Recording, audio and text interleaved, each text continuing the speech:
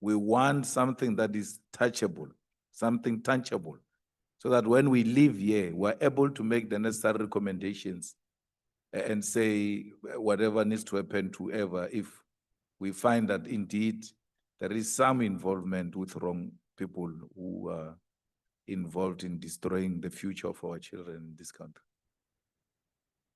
Thank you, Honorable Chair, honorable members.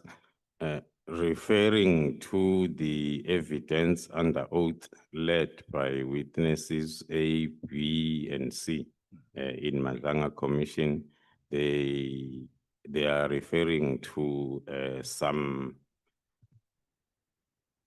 events where then they will be called to attend some social gatherings, and then they will find then senior officers also being together with their persons of interest in the investigation. They mentioned the provincial commissioner of Gauteng, the Major General Shibiri that I referred on yesterday. I'm not sure because I do not have that as part of my, their statements as part of my bank. When did the National Commissioner ask you to take over the investigation which brought Matlala to your side? When was that?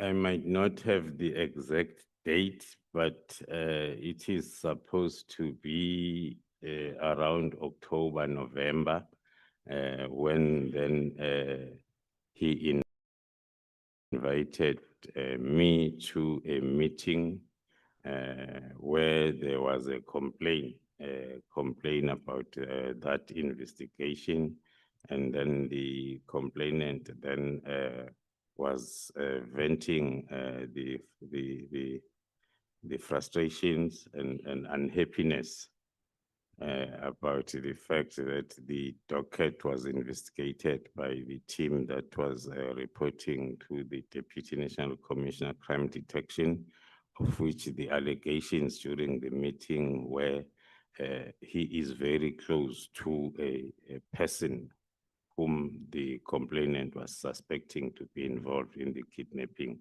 It was during that meeting that then the National Commissioner directed that I took over that investigation. So that will be October, November 2025.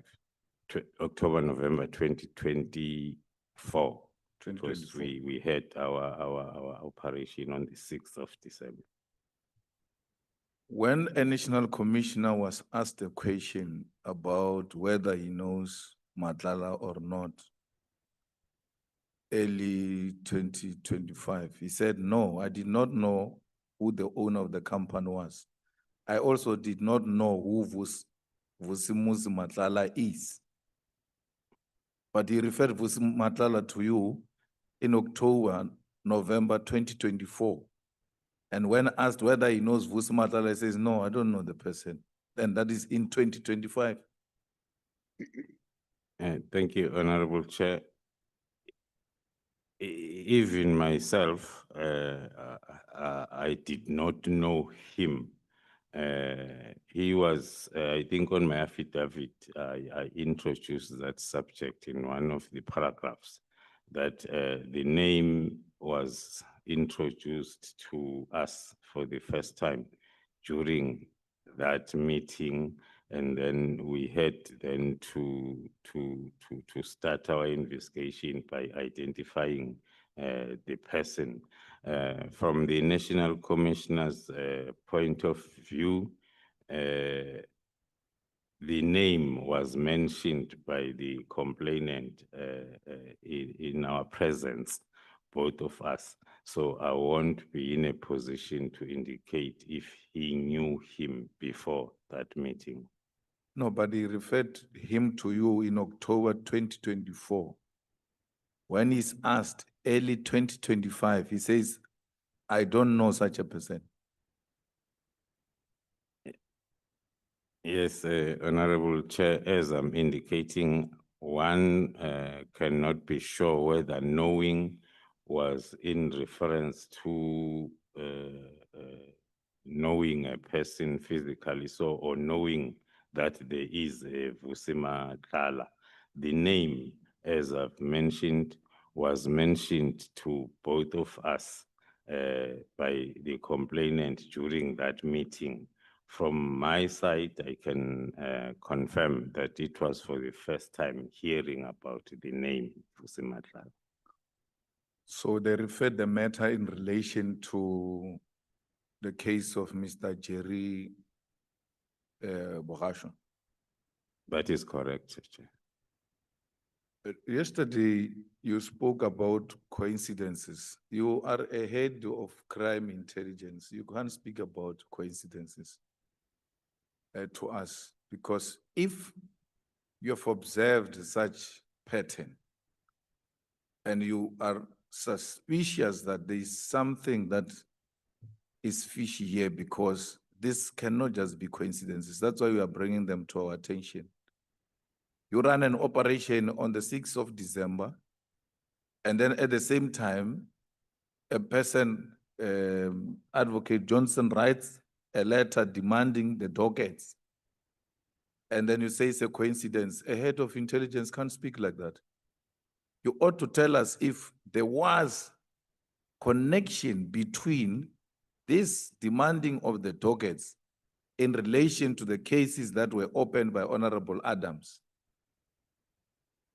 and the operations of the 6th of December, because the whole intention is to find out if there are senior people in the police, in the NPA, in the judiciary, who are trying by all means to protect these criminals. So when dockets are being demanded, on the same day you're running an operation, and then you are suspicious that this might be used to destabilize this investigation we're busy with. Have you conducted any investigation about that to ascertain yourself that there is criminal activity that is happening here, which seeks to protect criminals, both by Advocate Johnson and Honorable Member Adams? Thank you, Honorable Chair.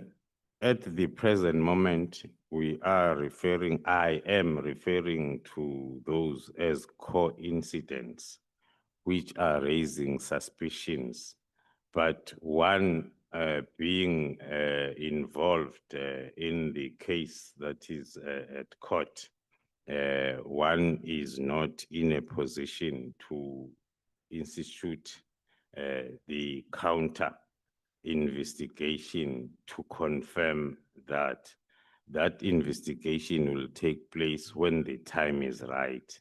Hence, now we are referring to those coincidents as suspicions. So the story that you tampered with, not necessarily you, but that Matlala's phones were tampered with, an allegation made by Advocate Johnson and Matlala himself, that story is not correct. According to us, that story is not correct. We have the proof and the statement from our digital forensic as to activities that we conducted on those phones. Whoever is alleging the deleting, and then has to also come with a proof from their independent DFI. So you will suggest that Advocate Johnson and Matlala lied under oath? From our point of view, we can confirm that because we have the 212 statement as well as chain statements from whoever handled and dealt with the cell phones.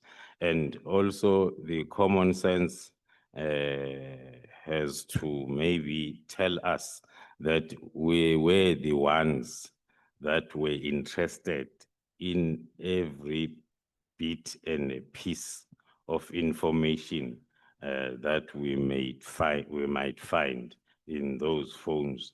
and then it will be defeating our own purpose if then we will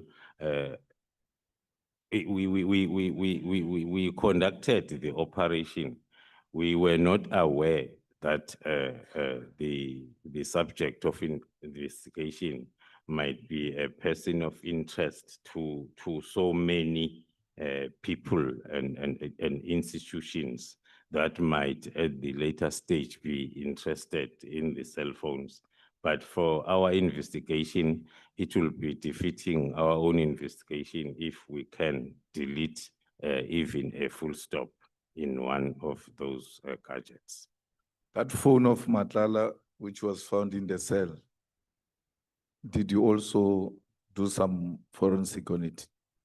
That is correct, Honorable Chair. Do you confirm that Mr. Brown, Mkhwanazi, and the minister's conversation of any arrest affected, you speak about it in 155, that was not about Stelfontein? According to, thank you, Honorable Chair, according to our analysis of the communication, we confirm that it flows from the discussion of IPID expected to effect some arrests. And then as then it comes towards the end as a response to the discussion that is starting earlier on as I presented on my statement. Hence then I concluded in my statement that it cannot be possible that that arrest was related to the Stilfontein issues. So Minister lied under oath that he was talking about Stilfontein? Unless then they can be a proof like we are producing in the form of that communication and interaction and responses. So do you confirm that there are journalists who are also involved in this kind of activities to protect these cartels? We have identified some that we believe that they might be part of the communication department of the cartel, and then the investigation is still ongoing on that part. In your own opinion, the disbandment of PKTT was to protect the cartels? Up to so far, we are convinced, based on the reasons that are contained in my statement, that before the first takedown on the 6th of December, one had never received any complaint or any issue, negative issue around the PKTT. So it came as a surprise, but then with the understanding that the only reason might be that the PKTT assisted the GCI ops in Gauteng. The National Commissioner, when he came, he said, you are going to give us names of the politicians you are investigating. Are you able to share those names of politicians who might be involved in corruption that you are investigating? As I've indicated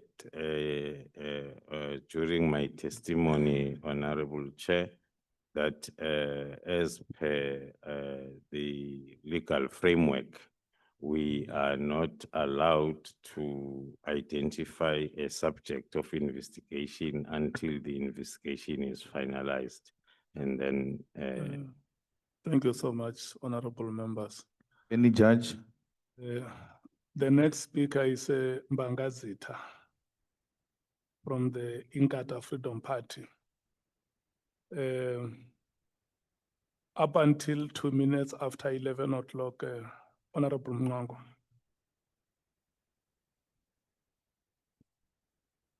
Thank you, Honorable Chairperson. Good morning, to Good morning, General Honorable. Khumalo. General, as Divisional Commissioner of Crime Intelligence, can you confirm unequivocally whether you had full operational authority to manage intelligence collection and deployment, or whether your authority was somehow subject to informal political influence? Thank you, Honorable Chair. As far as I'm concerned, as well as my activities and actions ever since I was opened, I have the full authority to direct the collection of intelligence within the environment without any influence. Thank you. When intelligence products are disseminated to National Commissioner, the Minister, and the National Intelligence Committee, are these bodies actually receiving the same intelligence, or are different versions of intelligence shared to these different bodies? And I'm asking this because when General Sbia was here, he actually gave us a lot of different, intelligence information from what you are actually telling us now. So that is why I'm asking whether you do share, the same product. Even the minister was telling us something different. Hence, he was actually very adamant in that the PKTT must be dissolved because it has actually outlived its usefulness. Thank you, Honorable Chair. Maybe attending to the first part of the question. Indeed, there will be a difference in terms of reports. The reports that we share with the intelligence coordinating structure is of a strategic in nature, and then when it comes to the ministry, in terms of our AOP, we are expected and we do submit the monthly intelligence reports that are talking to both the activities for the previous month as well as the preview of the activities then for the next month. That is at ministerial level. Now and again, if there is the intelligence report that needs to be shared with either the ministry or the national commissioner, it happens as soon as that intelligence report is ready for distribution. So the information will be the same if then the subject matter that is dealt with is also the same.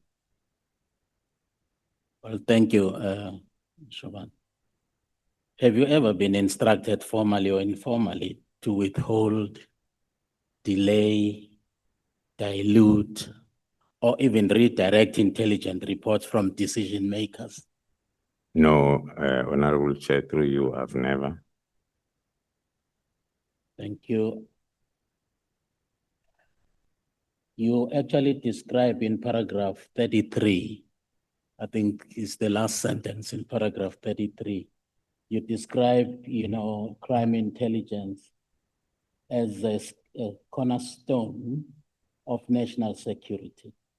Can you tell the committee whether any intelligence-led investigations were slowed, halted, or even discouraged because they implicated politically connected individuals?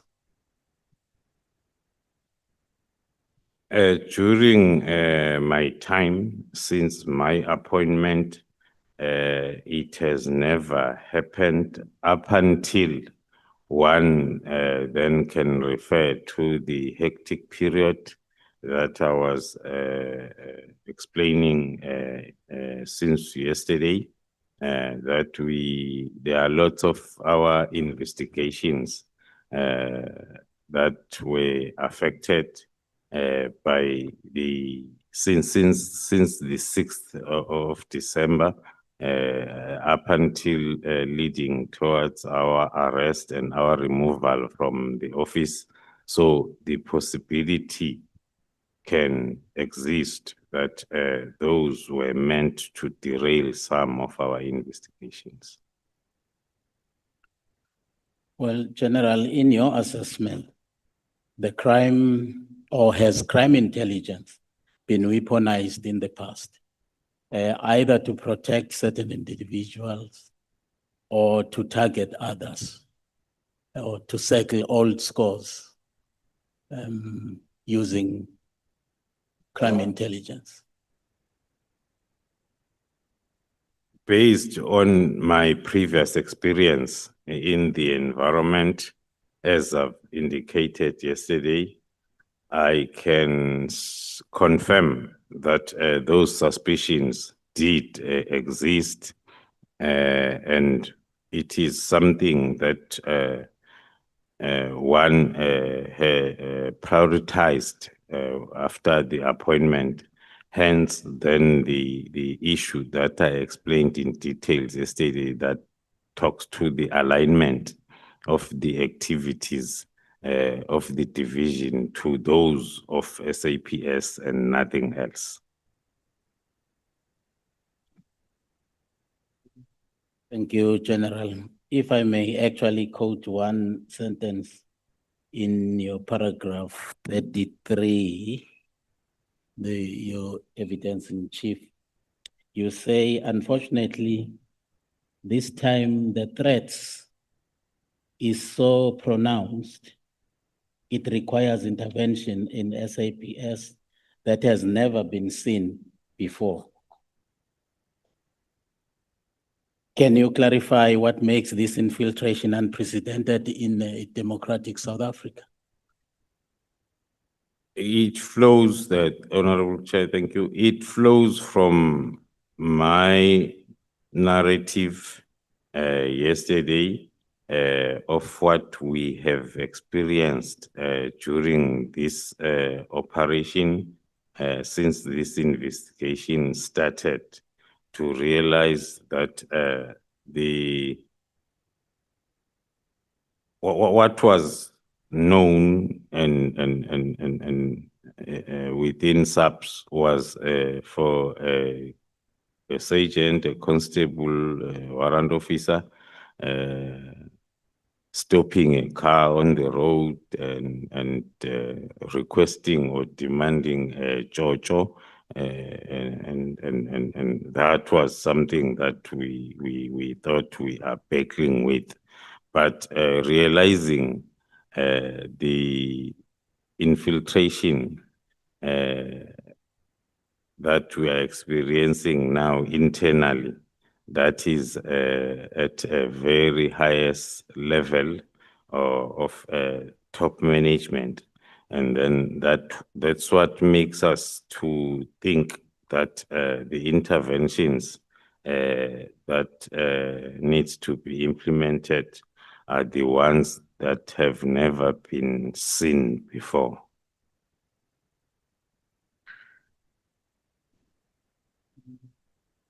When both the minister and Sbiya, actually General Sbiya, appeared before this committee, they both asserted that PKTT's term of office actually expired in 2022.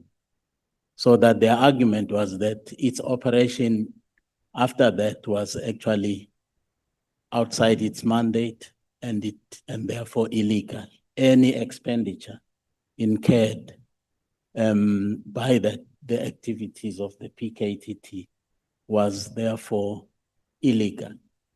Now, Is the minister aware, or was the minister not aware of the extension of the term of the PKTT? I'm asking this question because SDK 9, paragraph 72, even of your evidence, there are signatures there, and General Spear's signature in that information notice there, where the extension of the term of PKTT actually is contained. But Bia came here and argued strongly that PKTT's term expired in 2022. But in terms of that information note, the extension actually, went up to 2025, if I'm not mistaken. Would it be that Bia came here and actually lied under oath? Before I get to the Honorable Chair, through you, before I get to the last part of the question, I have to indicate that that is one of the reasons why we are convinced that all of the reasons that has been forwarded up to so far as the reasons for disbanding the task team are not true, and there is no honesty into that. Referring to the information note that the honorable member is quoting, common sense was supposed to be that if there is this directive, then myself as the Deputy National Commissioner, I supported the commitment of funds and the budget for this project up until end of March 2025 with my signature. Now, if then I have to spearhead the disbandment in January before the end of March 2025, what will that mean in terms of my activities around the Public Finance Management Act in terms of fruitless expenditure? The money is committed, and then I also then spearhead the disbandment. So the reason around the unlawful operations by the PKTT after 22 are unfounded. There are documents including that information note and the approval that had even the Deputy National Commissioner's signature. So it cannot be true that the PKTT was operating unlawfully after 2022. Well, thank you, General. When you actually discussed the modus operandi of the criminal cartels, you actually outlined a lot of things, how they actually get to infiltrate, the crime prevention structures. My question is, why do intelligence structures actually fail to detect and deal with that infiltration? I'm here talking about, for instance, Matlala. We were told here that everybody at head office in Pretoria knew Matlala because he was a frequent visitor of some of the high leadership of the police at head office.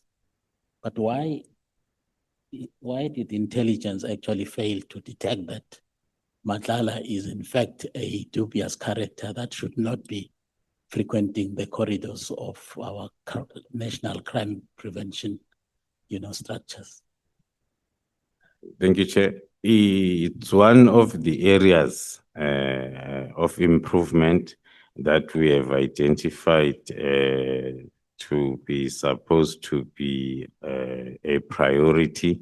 If we look at the current structures as well as the current capability and capacity, counterintelligence was one of those areas within the division that were not capacitated to fulfill roles like that. It is now during the reforms that we are then focusing on that, because we have identified it as a threat to the national security of the country, if then the criminal justice system can be infiltrated so easily. Do you ever discuss in particular, the contents that you shared with us around how criminal cartels actually infiltrate, the corridors of power with your colleagues at different levels? I'm here talking about your DivComs, all those other, top guys there. Just to share that information so that they are also aware when they conduct their own business, they should be aware, that there is that possibility of them being, infiltrated, especially when you're discussing the issue of the cultivation of relationship between cartels and the corridors of power. The discussions has always been happening as and when then there are meetings, but one has realized that we need to influence that there are policies or standard operational procedures that are going to be cross-cutting all provinces as well as all divisions in terms of how to deal with then the external stakeholders.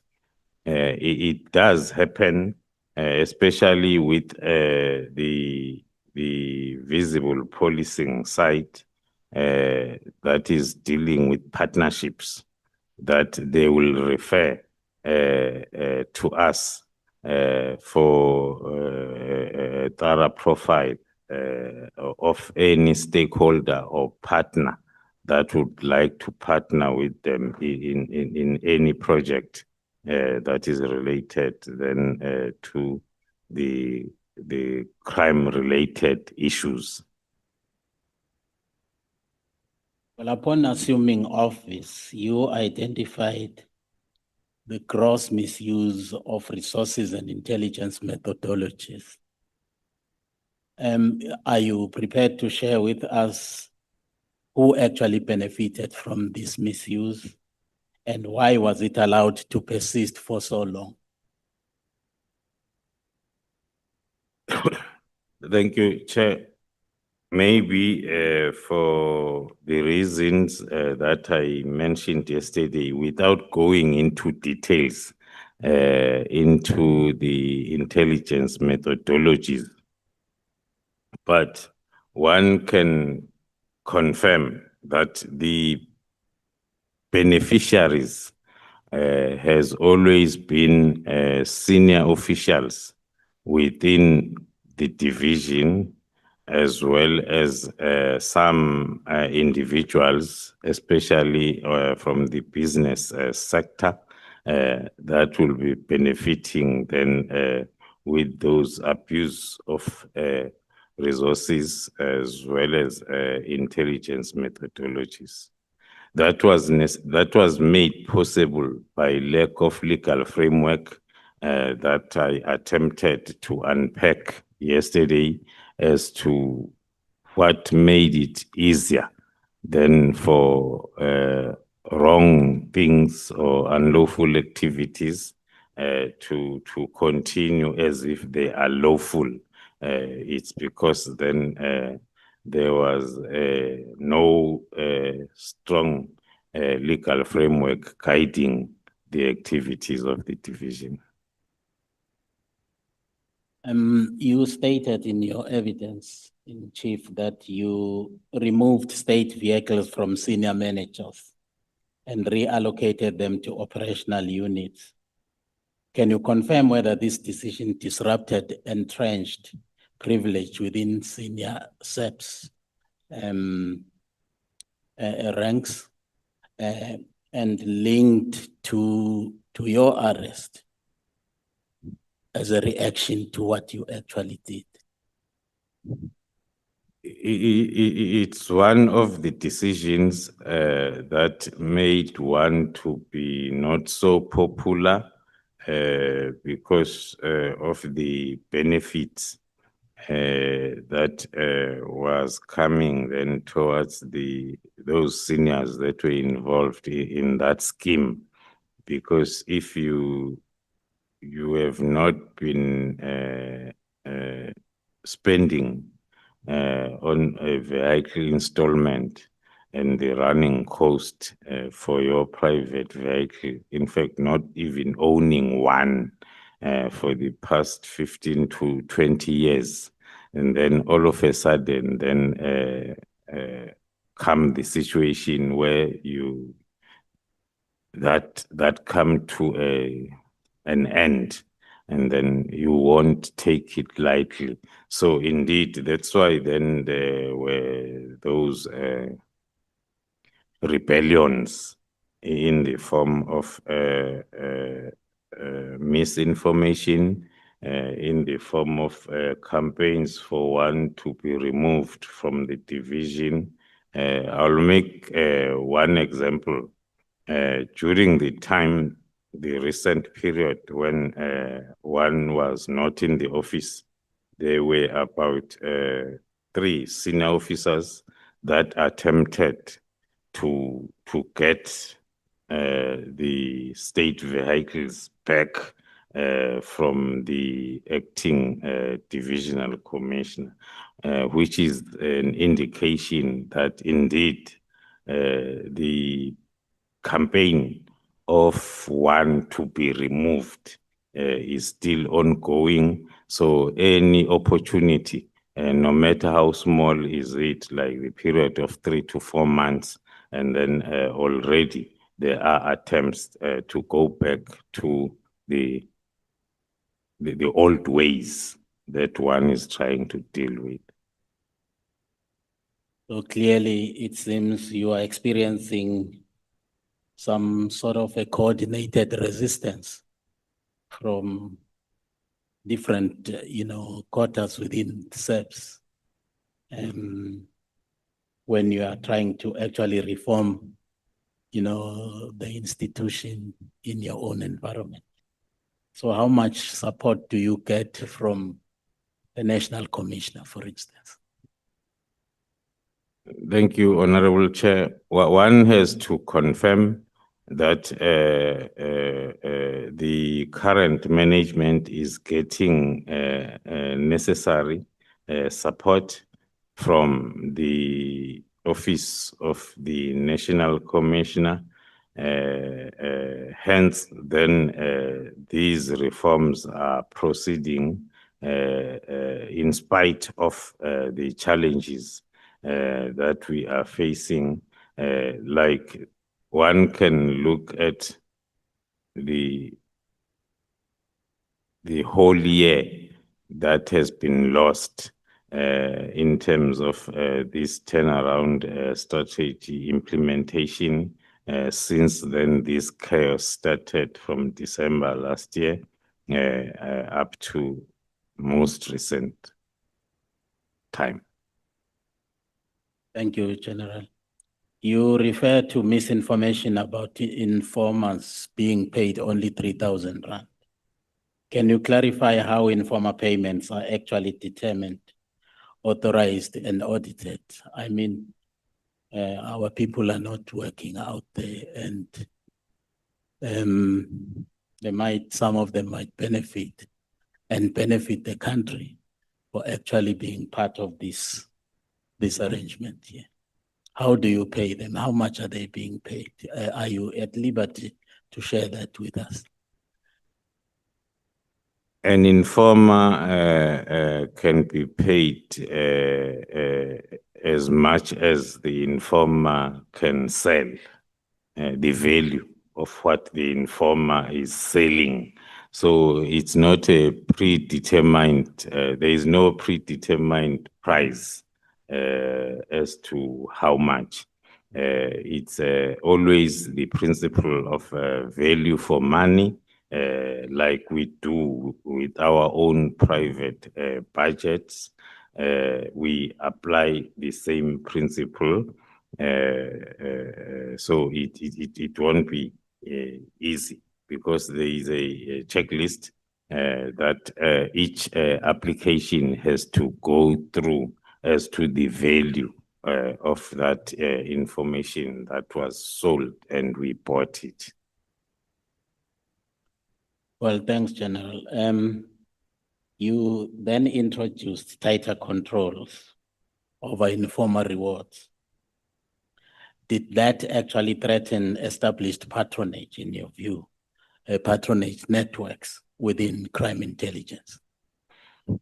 Indeed, one can also confirm. That's why it's listed as one of those decisions that were not supported by some in the senior management, indicating that those control measures were making it impossible then to misuse the state coffers or funds. You also identified and dismissed ghost employees. I remember that one of the generals, who I'm not sure whether it's General Mkhwanazi, I can't remember, who actually shared with us that one general who was running a private farm operation had an army of these employees working on his farm but being paid for by subs as either informers or whistleblowers or of some sort. Can you confirm how many individuals were removed and how long they had been on the payroll? And then what is going to happen? Because I heard you yesterday even saying that there were some who actually had even, received ranks within the subs, and yet they were ghost police, if I may call them that way. What is going to happen to the accumulated either pension or benefits of their illegal employment? Thank you, Chair. It's a project that is currently still on because it talks to the identification.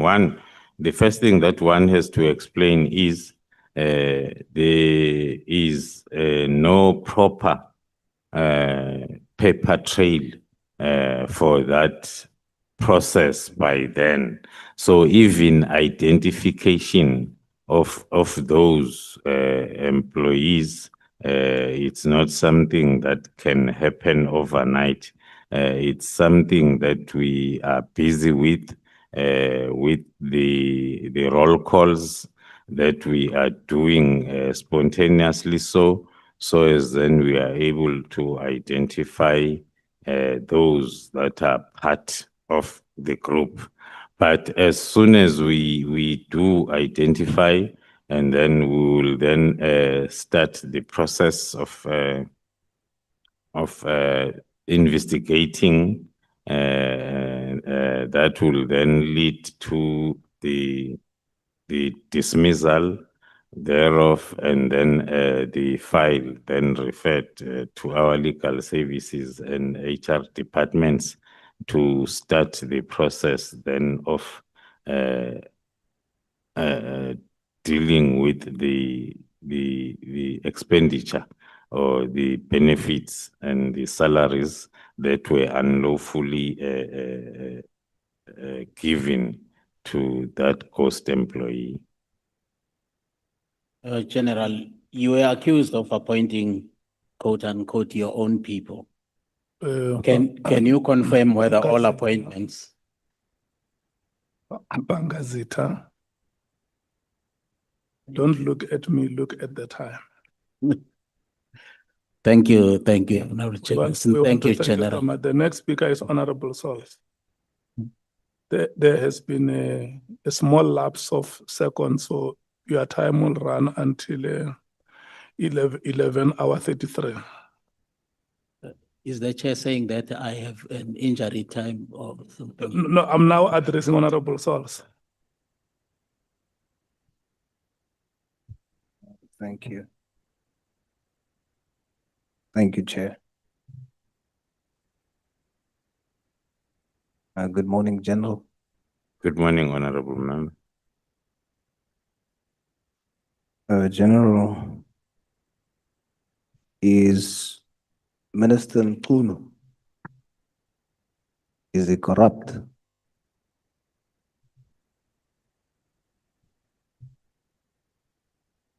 Thank you, Honorable Member.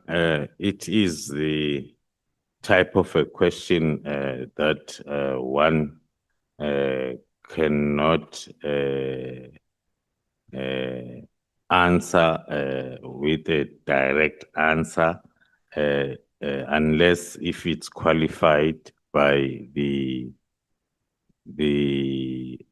chain of events as it is tabulated in my affidavit. But in case of a direct answer that one can give as it stands is a no. Is Minister Mkhunu part of the drug cartel or drug gang in Gauteng? As per, thank you through you, Chair. As per my affidavit, the involvement of the minister is up to so far where I had explained in terms of the links, which are indirect links with the cartel under investigation. Is that a yes or no? Is that a yes or no? Is he part or is he not part? It's a no if then it's supposed to be a yes or no. Thank you, General. Is General Sibia corrupt? The same answer will be applicable because corruption is a charge that needs to be investigated. Up until the investigation then is completed, and then a person, a subject of investigation is charged, then you can come to that conclusion of a direct answer of a yes. So the answer, whilst the investigations and inquiries are ongoing, it will always be a no. Is General Sibia part of the drug cartel in Gauteng? The same response will be applicable to the question, Honorable Chair, that the investigations are ongoing. So one is not in a position to say yes or no in terms of the mentioned individual like General Smith. So the answer is no, as you stand here today. Yes. You testified yesterday that, open quote, almost the entire SEPs Gauteng works for cartels, close quote. How many members are there, SEPS members are there in Gauteng? Thank you, Chair. One then cannot be in a position to give the figures unless then one is to get the figures from the respective directorate of human resources, as well as maybe the CFO to give us the numbers in terms of their payrolls. But going back to my statement, I qualified it, and I will always qualify it with our experiences that I was narrating, that we are currently experiencing still, that the operations in Gauteng, they are obstructed such that it gives that opinion that most of the police officers then are part, because you get a new name almost every day of a member at all levels that is then associated with different cartels. You see, General, the reason why that you don't have that luxury. You are a most senior South African Police Service official. You are the head of crime intelligence. It is your core function to know that when you make such a public statement about SEPS, that it must be attached or come with solid proof. Because if I sit here as a layman and the head of crime intelligence says that almost the entire SEPS Gauteng works for the drug cartels, in my view, I would say that's not a layman saying that. That's a head. That's a national head. That means he must have solid proof to make such a statement. You have a duty not to just make statements like that. You have a duty to only make such statements when you have the facts. And that's what you've been saying, that your division is meticulous in investigation. So therefore, it is important for me to understand the financial year 2024-25, General. Gauteng had between 36 to 38,000 members. So when you say almost the entire SEPS in Gauteng, 100% of that is 38,000. So how much out of 38,000 members in Gauteng, based on the statement you've made yesterday, does almost refer to? The entire is 38. What is the amount based on your intelligence who are working for the cartel in Gauteng? Thank you, Honorable Member. The statement cannot be properly understood if it is singled out and cited as a standalone statement. It talks to, I gave an example of our interventions through PKTT in KZN, that there was an open statement that the local police officers are compromised when it comes to investigation of such cases. And that was made to be part of our investigation, the identification of those, and then the investigation thereof to confirm. Then indeed, as of now, the number of police officers that are involved, that were arrested, that has been arrested, because the operation is still ongoing, it's at 35. Some of them have already been convicted. Some of them are still then awaiting the finalization of their trials. Sorry, Now, General. I'm coming back. Just because of my time, sorry. I get the point you're making, but I want you to understand that when you said that statement, you saw the commotion in the room. And Honorable James then repeated to clarify. To say, are you really saying? And then you confirmed. Do you understand the impression you gave us? There was no room for us to draw different analogies. It was a direct statement that gave the understanding that you are saying majority of the total number of SEPs Gauteng works for the cartel. We can't dispute that. You are the head of intelligence. So we would assume you have intelligence on that.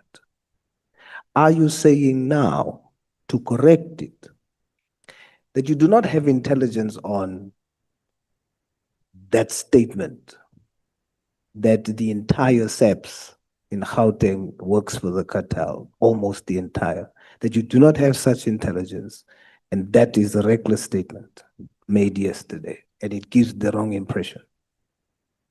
Thank you, Honorable Member. I'll try to explain again, because I was giving that statement the basis of which it came from, with the KZN example. There will always be an overview of the threat that is identified, which then will be based on that statement. And thereafter, the process of identification and investigation will be a continuous process that then will talk to numbers and names. So it's something that is taking place on daily basis. But the statement for now, as I uttered it yesterday, it's related to the threat at a broader sense, to say the operation was affected by the fact that whatever that the team is planning will find its way to the target or to the persons of interest. Yes, we're not disputing that. Zondo has shown us that there's criminal elements in SEPs. We're not disputing that, but it's not correct to say that as a general, you can come and first make a statement and then go and investigate. A statement that speaks to the integrity and the public confidence in the institution that you represent. You can't do that, General.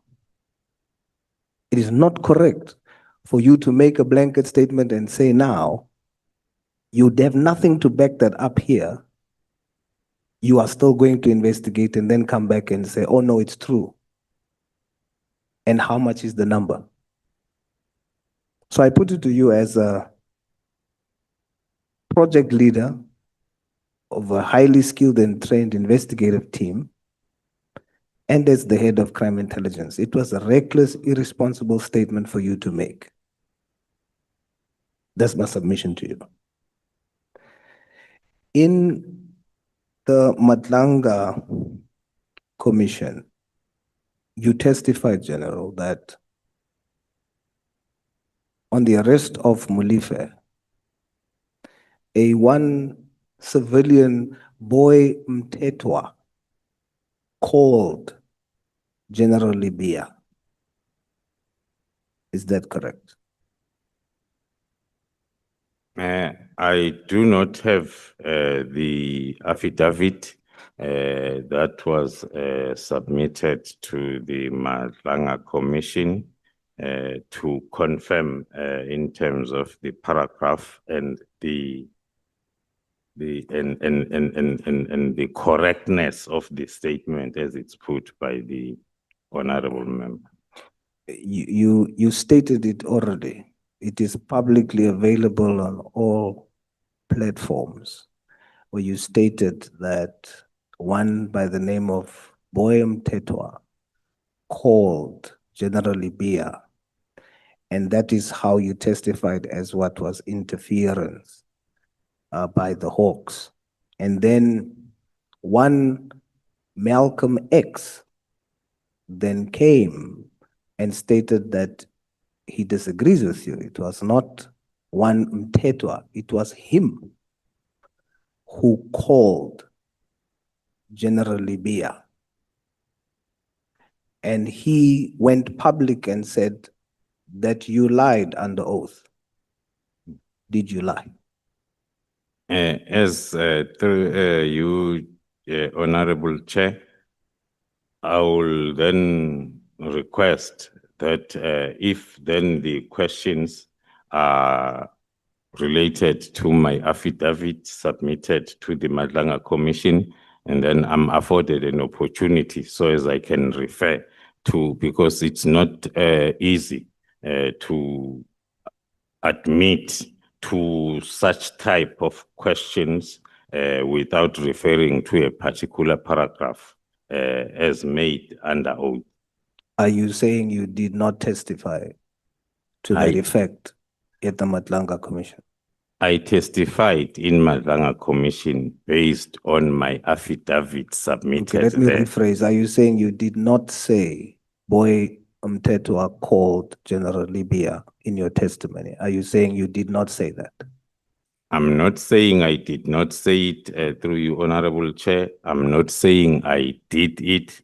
All what I'm saying is I do not have the affidavit that I submitted to the Madlanga Commission as part of my bundle, so as I'm able then, I'm under oath here, so as I'm able then to give the response with reference to what I testified on at Madlanga Commission.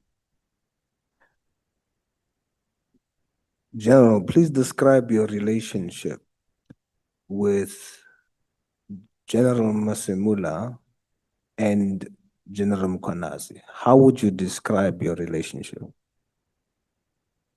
Okay, thank you, Chair. We are colleagues that grew up in the SAPS. We happened then to meet along our careers, where we first met and worked together for the first time was in the division operational response services, and then up to date we are still having that relationship of colleagues that are working for the SAPS. You are very close, and one of the central things that brings you and makes you so close is the PKTT. I just want to go through a timeline because my time is almost up and I'm hoping I finish it in time. Just to show the interesting link between your relationship and how that relates to the PKTT. In 2011, General Mkhwanazi is briefly the acting national commissioner in 2011.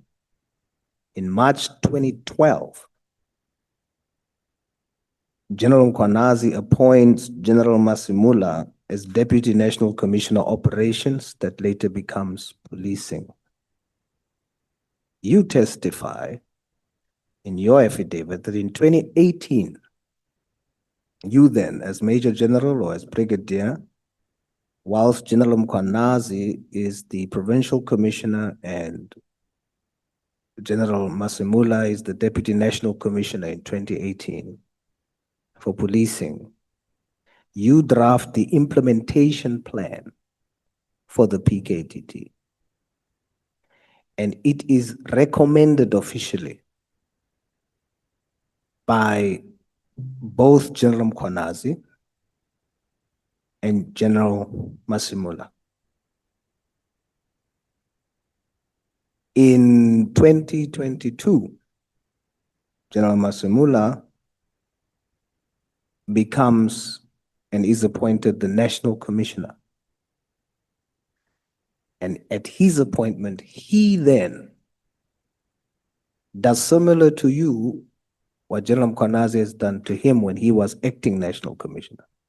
And you get appointed as the head of crime intelligence. On provincial level,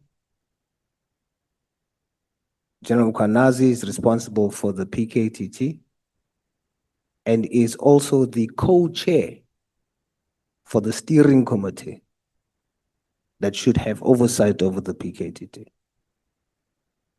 On national level, you have General Masimula, who is in control of the National Steering Committee. And you, as the project leader, moved from project coordinator to project leader of the PKTT, and as the head of crime intelligence. Is that an accurate and correct description of the timeline of this relationship centered around the PKTT? Thank you, Honorable Chair. The only part that one has to start by disputing is the colleagues that are brought together by PKTT. There is one factor that is common here.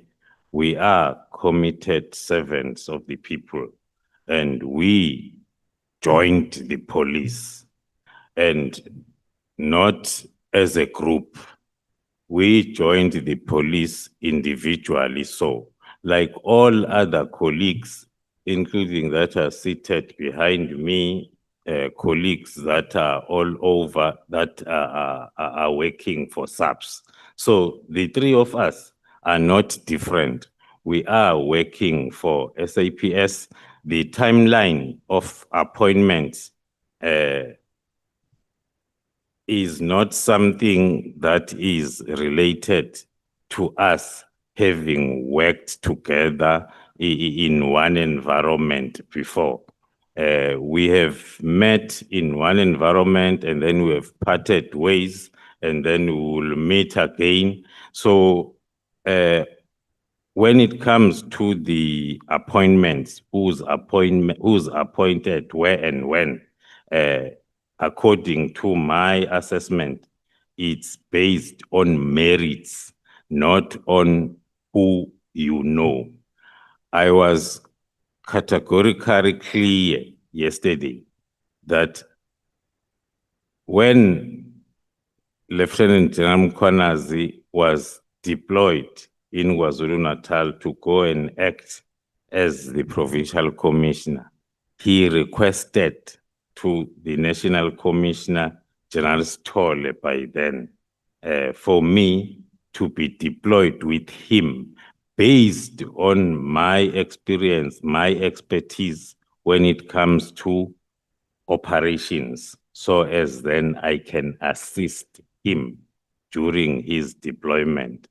So that is based on his understanding of my capabilities when we were working together at the Division Operational Response Services. PKTT is not something that brought us together. There are lots of other projects that we have been involved in, the three of us, other than the PKTT. So it happens that we are in, I will say, the same generation that happens to be in the SAPS at the current moment. But it does not mean that we were glued together from the time we joined the police. As I've indicated, I only met the two of them in 2006 when I moved from the division crime intelligence back to operational response services when I was appointed a lieutenant colonel. By then, Lieutenant General Mkhwanazi was a brigadier and General Masimula was a major general. So they were my seniors and we were working, they were working at their level, I was working at my level. So the current situation cannot be applied as something that was planned or was there before. It's only in 2022, end of 2022, when I became a lieutenant general, and then also General Mkhwanazi is a lieutenant general, and then National Commissioner was also a lieutenant general. So it's not the PKTT, it's something that started in 2018. So it is not true that it's a clue that is putting us together. But you do agree that the timeline and the occurrences is correct?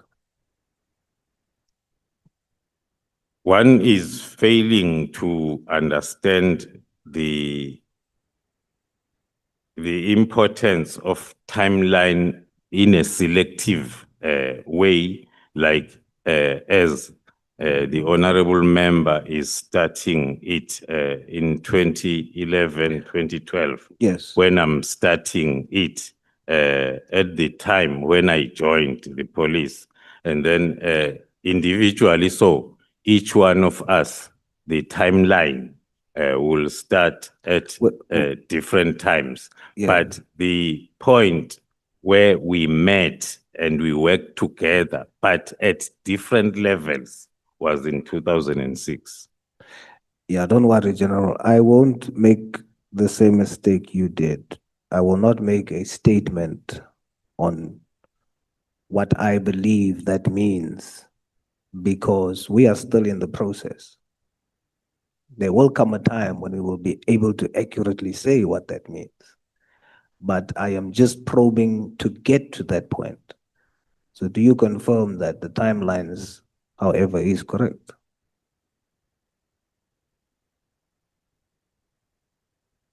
I do confirm that the timeline is correct as narrated by the honorable member, but the reasoning behind, I don't agree. Yes, like I said, I will not say exactly yet, because we are still probing to get to whatever the truth is around the issue. But this ecosystem that's created around the PKTT, these are strategic positions that the three of you are in to keep it going, to keep it surviving, to the point where the minister was wrong as the chairperson of the IMC not to have the sittings. It's wrong to do that. He was wrong. But the reason why it could continue despite the IMC is because you had the National Steering Committee, you had on provincial level the steering committee with General Mkhwanazi being the co-chair, and then you had yourself. So it could continue until the disbandment. And then it was all systems go, and allegations was made. And today when we ask in the sitting, the proof, you as an investigator with skill, specialized skill, cannot confidently tell the country that these allegations can be backed up. I will rest and say, General,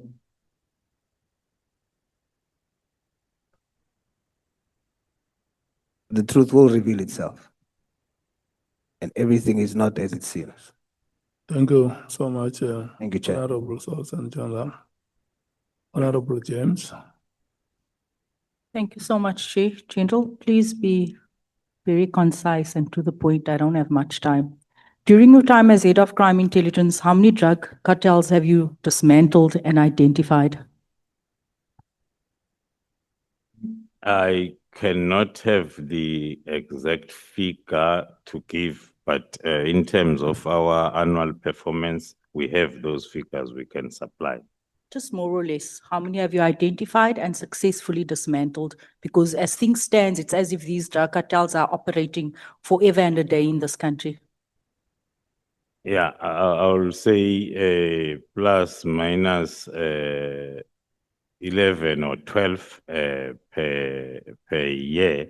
It's not easy to sum up my performance, as I've indicated, and I remember that basically one can say I was able to operate for 1.5 years, and then this disruption came.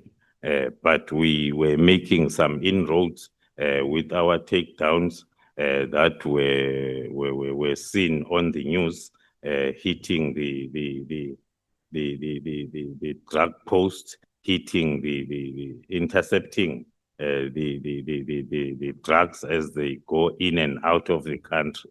But I cannot be able to give the exact number.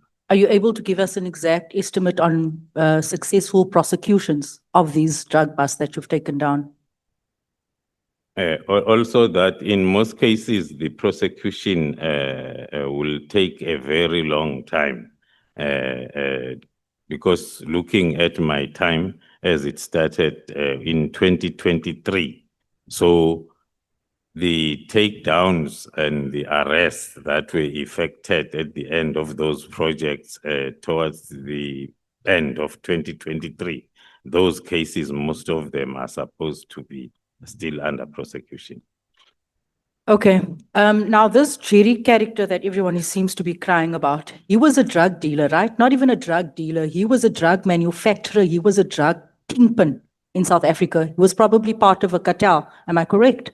That's correct. Were you investigating him? Were you aware that he's a drug manufacturer, or did you only learn this after his disappearance?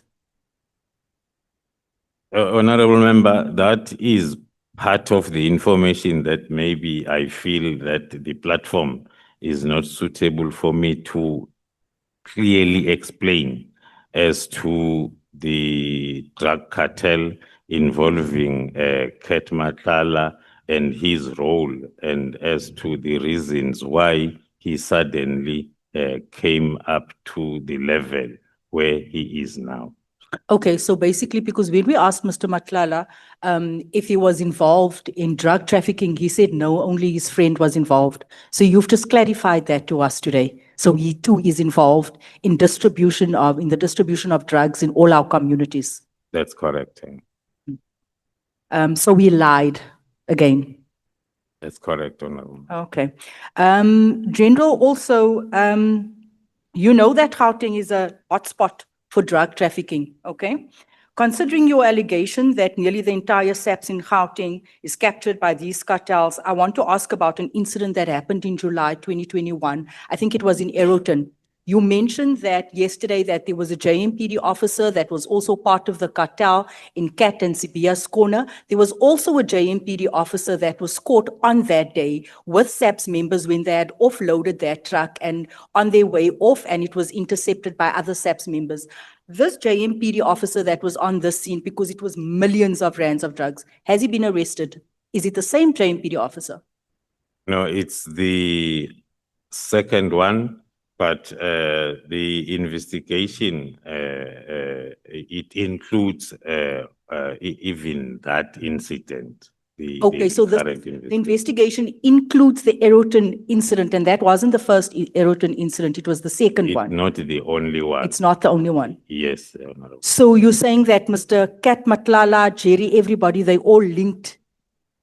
That is the investigation that we're busy with, as I've said, as and when the time is right, one can come back and give a feedback in terms of where we are now in terms of. Because as I'm connecting the dots, this stretches to the Durban Harbour where a container was found with cocaine worth, I think 500 million or something to that, and then the second one again. And I'm looking at the people that you mentioned yesterday and this drug bust, it's all linked. And I cannot help but wonder, has any of these people been arrested?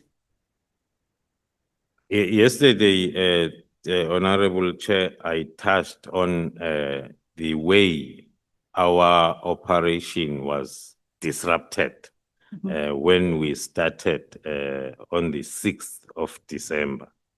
So one will be maybe in a position then to refer to all the names that are under investigation if then we were not disrupted in terms of our plan of these takedowns regarding this whole drug cartel investigation. Have you alerted the JMPD MMC in Johannesburg? Are you working closely because these are his members?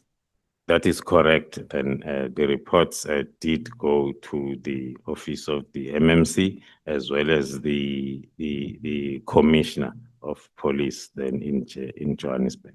Feroz Khan, is he part of the cartel? It's those types of questions that I'm not at liberty to answer with a yes or no, Honorable Member, based on the ongoing investigation. Is he a part of the cartel? Unfortunately, I'll give the same response, Honorable Member. Okay. So I guess this is why SAPS is going after Tolani Khumalo in Gauteng, because he's dismantling their operations in Gauteng. Because if we have no one that's attending to the drug issue in our country, and we have ordinary citizens acting, and now they must be handed, give themselves up for dismantling these operations. Is that fair? If it's true, it's not fair, Honorable Member. We need to work together. We are clear in terms of the effects of drug or availability of drugs within our communities. Hence, we believe that with this project, we'll be able to make a difference. And then also going back to your statement that the entire SAPS is captured, I also know that there's been so many irregular appointments in SAPS, and you briefly touched on it yesterday. Is it also part of your responsibility to look into these matters? One of the responsibilities of the division is to protect the SAPS against any harm. So the irregular appointments are meant then to harm SAPS. Hence, then we are part of the vetting process before the appointments are finalized. I want to ask you, did you vet General Fani Masemole's nephew that is working in his office? Are you aware that he has family members working in his office? Are you aware that Fani Masemole's right-hand, General Mosekile, has her daughter-in-law, has her daughter working all in the same office?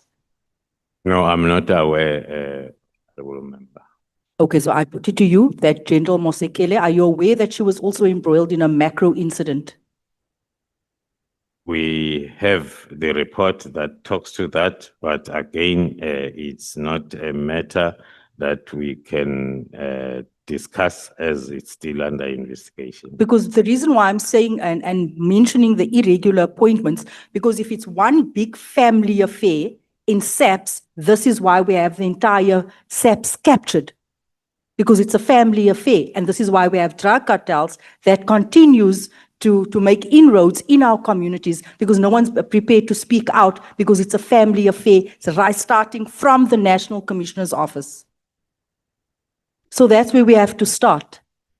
You cannot have sons, daughters, and nephews working in the offices of national commissioners that hasn't been interviewed, that hasn't been vetted. You are the head of crime intelligence. What are your plans to deal with this crisis in this INSAPS?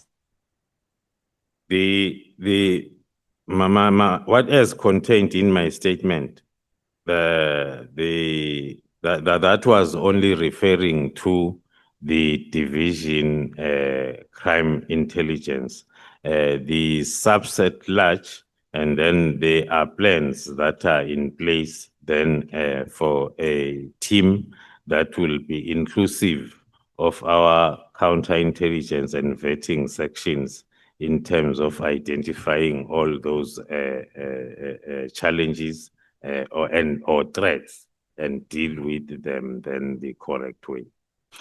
I want to go back to this question, and I didn't want to belabor this point because it's been asked by my colleagues. From the pool of SAPS members with your analysis and intelligence identified as working for or with these cartels, how many to date has been arrested? Can I request that the honourable member repeat the question? Right. The pool of SAPS members that your analysis and intelligence has identified. So your analysis has identified that there's a pool of SAPS members working with cartels. To date, how many has been arrested? In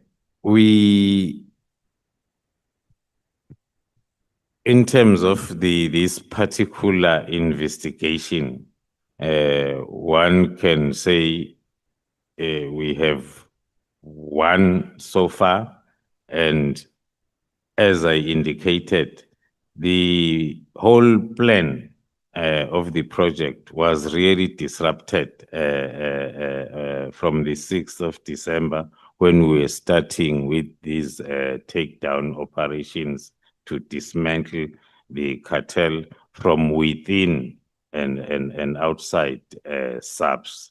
But we have investigations that are complete, others are almost complete, and then we are continuing with the project. How many has been suspended? I won't be able to give the number, honorable member, as that falls outside my scope. Then the Divisional Commissioner, Human Resource Management, will be the one that can be able to give those. Do you know how many has been subjected to internal disciplinary processes? I know that there is a process that had started, but still the statistics are with the respective division. General, I want to ask in closing, do you think that your department is adequately capacitated to deal with the drug cartels and the crime in South Africa?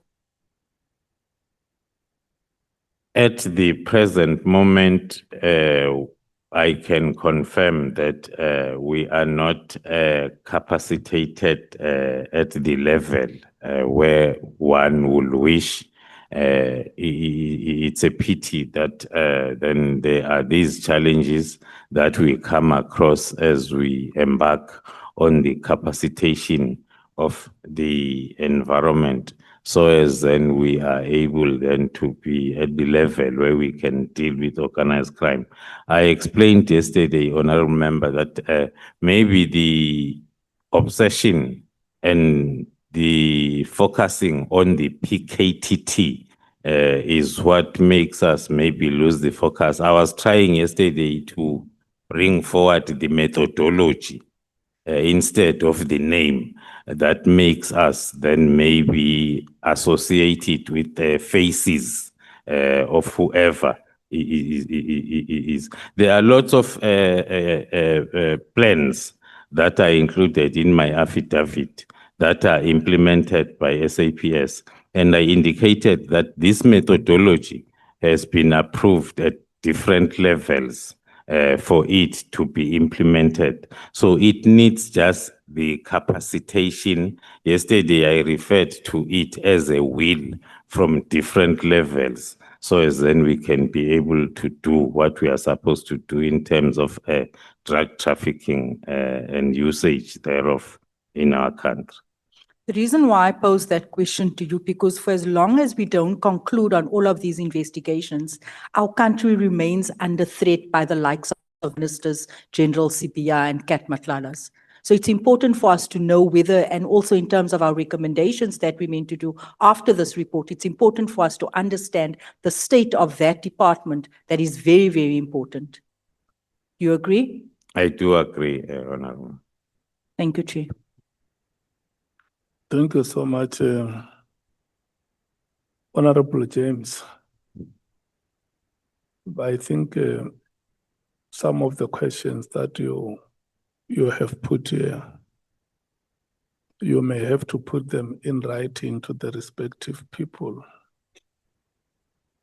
especially those allegations about the appointment of their relatives. I don't think General Khumalo should be answerable to. If there is an allegation that I'm working with my nephew, it must be me who must respond to that allegation. And I think he may have difficulties to respond to that.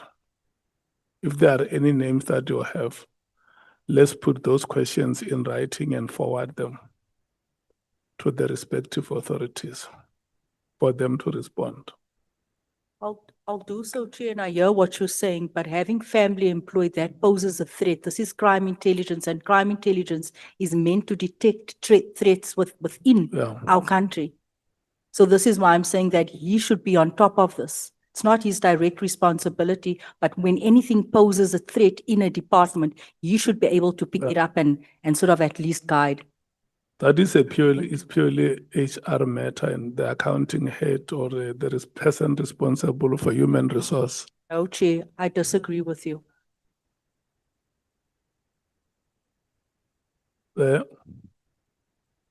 Honorable James, will you do so? Will you forward the questions in writing to the respective authority that must respond? Yes, I will, but it's not purely an HR function. Thank you, Chair. Okay. Honorable members, we are going to take a 10 minutes break until 12 o'clock. When we come back, I can see that side, the list is exhausted. Honorable Mngango has spoken, Honorable Sols has spoken, Honorable James has spoken, Honorable Malema and Matthews have spoken. So we are left with Honorable Sangoni, Honorable Ntuli, Honorable Skosana, and Honorable Breitenbach will be the last for the day. In that order. Welcome, Honorable Mkhwanazi. Thank you so much. Can we come back, Honorable Sangoni? When it strikes hour 12, you must be sitting here. Thank you so much.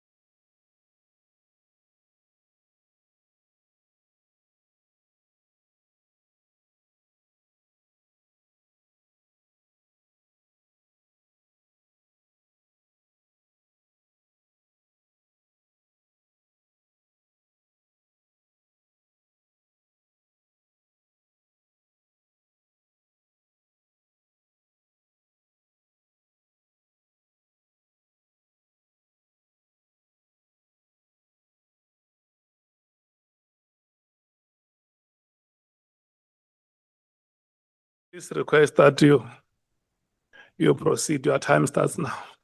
Thank you. Thank you very much. Honorable Breitenbach says you have an agreement for 10 minutes. Do you have an agreement, Chair? Honorable Breitenbach, your 10 minutes start now. Drinks are on me, Honorable Sangani. General, good afternoon. Good afternoon, Honorable Member. So I've listened carefully to your answers today, and they're long. So I've undertaken to take only 10 minutes. So please listen to the question and answer it.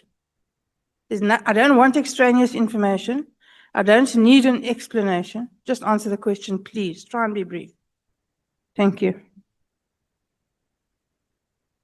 You appointed Dineo Mkhwanazi, a civilian with an engineering background, to the rank of brigadier.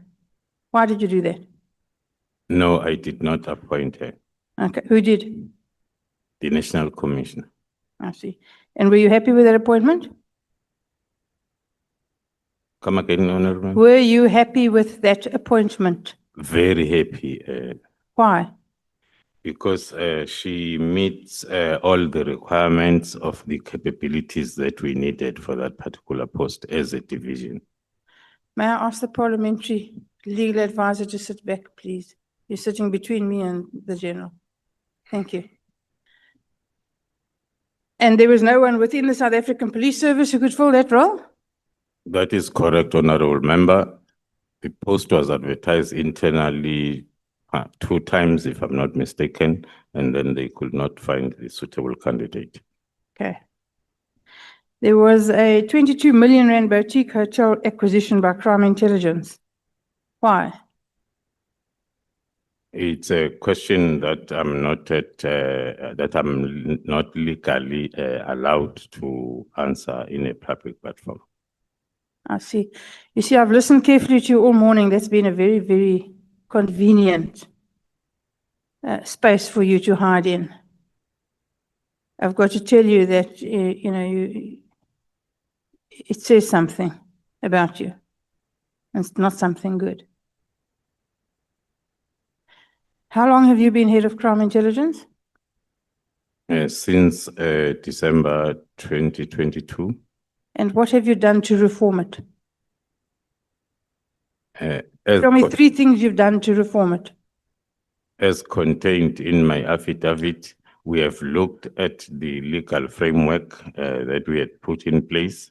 We have aligned our activities in terms of the priorities of SAPS, and we are dealing with the issue of capacitation, which is still ongoing. And how many people that are compromised have you fired? I won't have the number as of hand, but there are a number of people that we have Give me dismissed. a ballpark figure. 5, 10, 20, 100.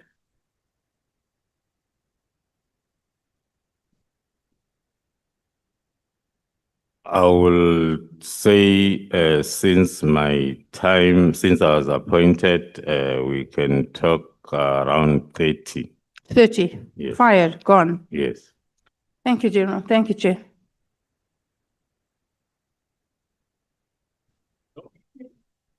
Are you done, Honorable Breitenbach?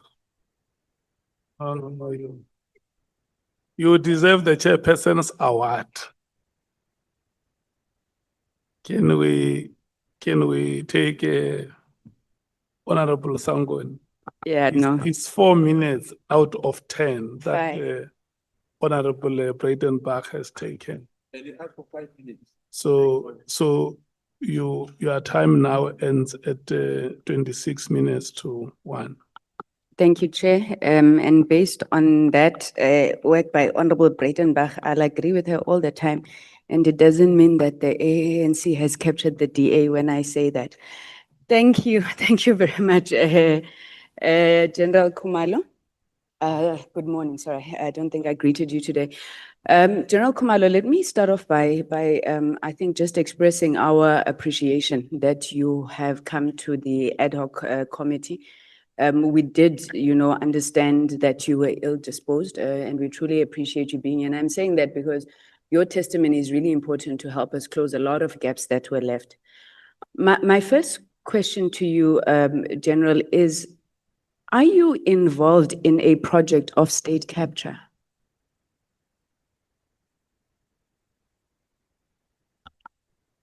The response, if the question is in reference to the state capture report, I will say yes, because we are implementing the recommendations that are related to the division. But in terms of me being involved in capturing the state, it's a big no, Honorable. Okay, so when Advocate Andrea Johnson was here, she testified that that case that was brought against you is not a labor matter, purely a labor matter. She said you are the architect and a key part of a project that is akin to state capture. So she alleges that that appointment was part and parcel of you capturing the state. What would be your response to that, General? I disagree with the allegations and the statement. The charges relating to my arrest are as a result of me being part of the selection panel that received the already profiled applications from HR department for us then to take them through the selection process that ended up with the recommendations submitted to the committee that then looked at our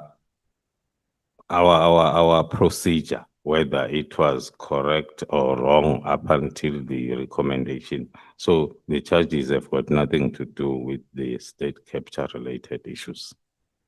Okay, thank you, General. So you did say yesterday that this matter is sub judice, so I don't expect you to speak to the merits in my question. But I'm assuming since you have been charged and maybe there's some discovery of documents that have already been exchanged, is there anything in that case that goes beyond this labor issue that you're talking about? Because we tried to grill Advocate Johnson to understand why she would be chasing you, a whole IDEC, and I think you make that point in your affidavit. Why would they chase you about a labor matter? And she says, oh no, it's classified information, but there's a lot more, there's a lot more. So are you saying to us that there is no a lot more? It is purely a labor matter? Now that the docket has been then given to us, it's something that we can share with the committee to go through the docket.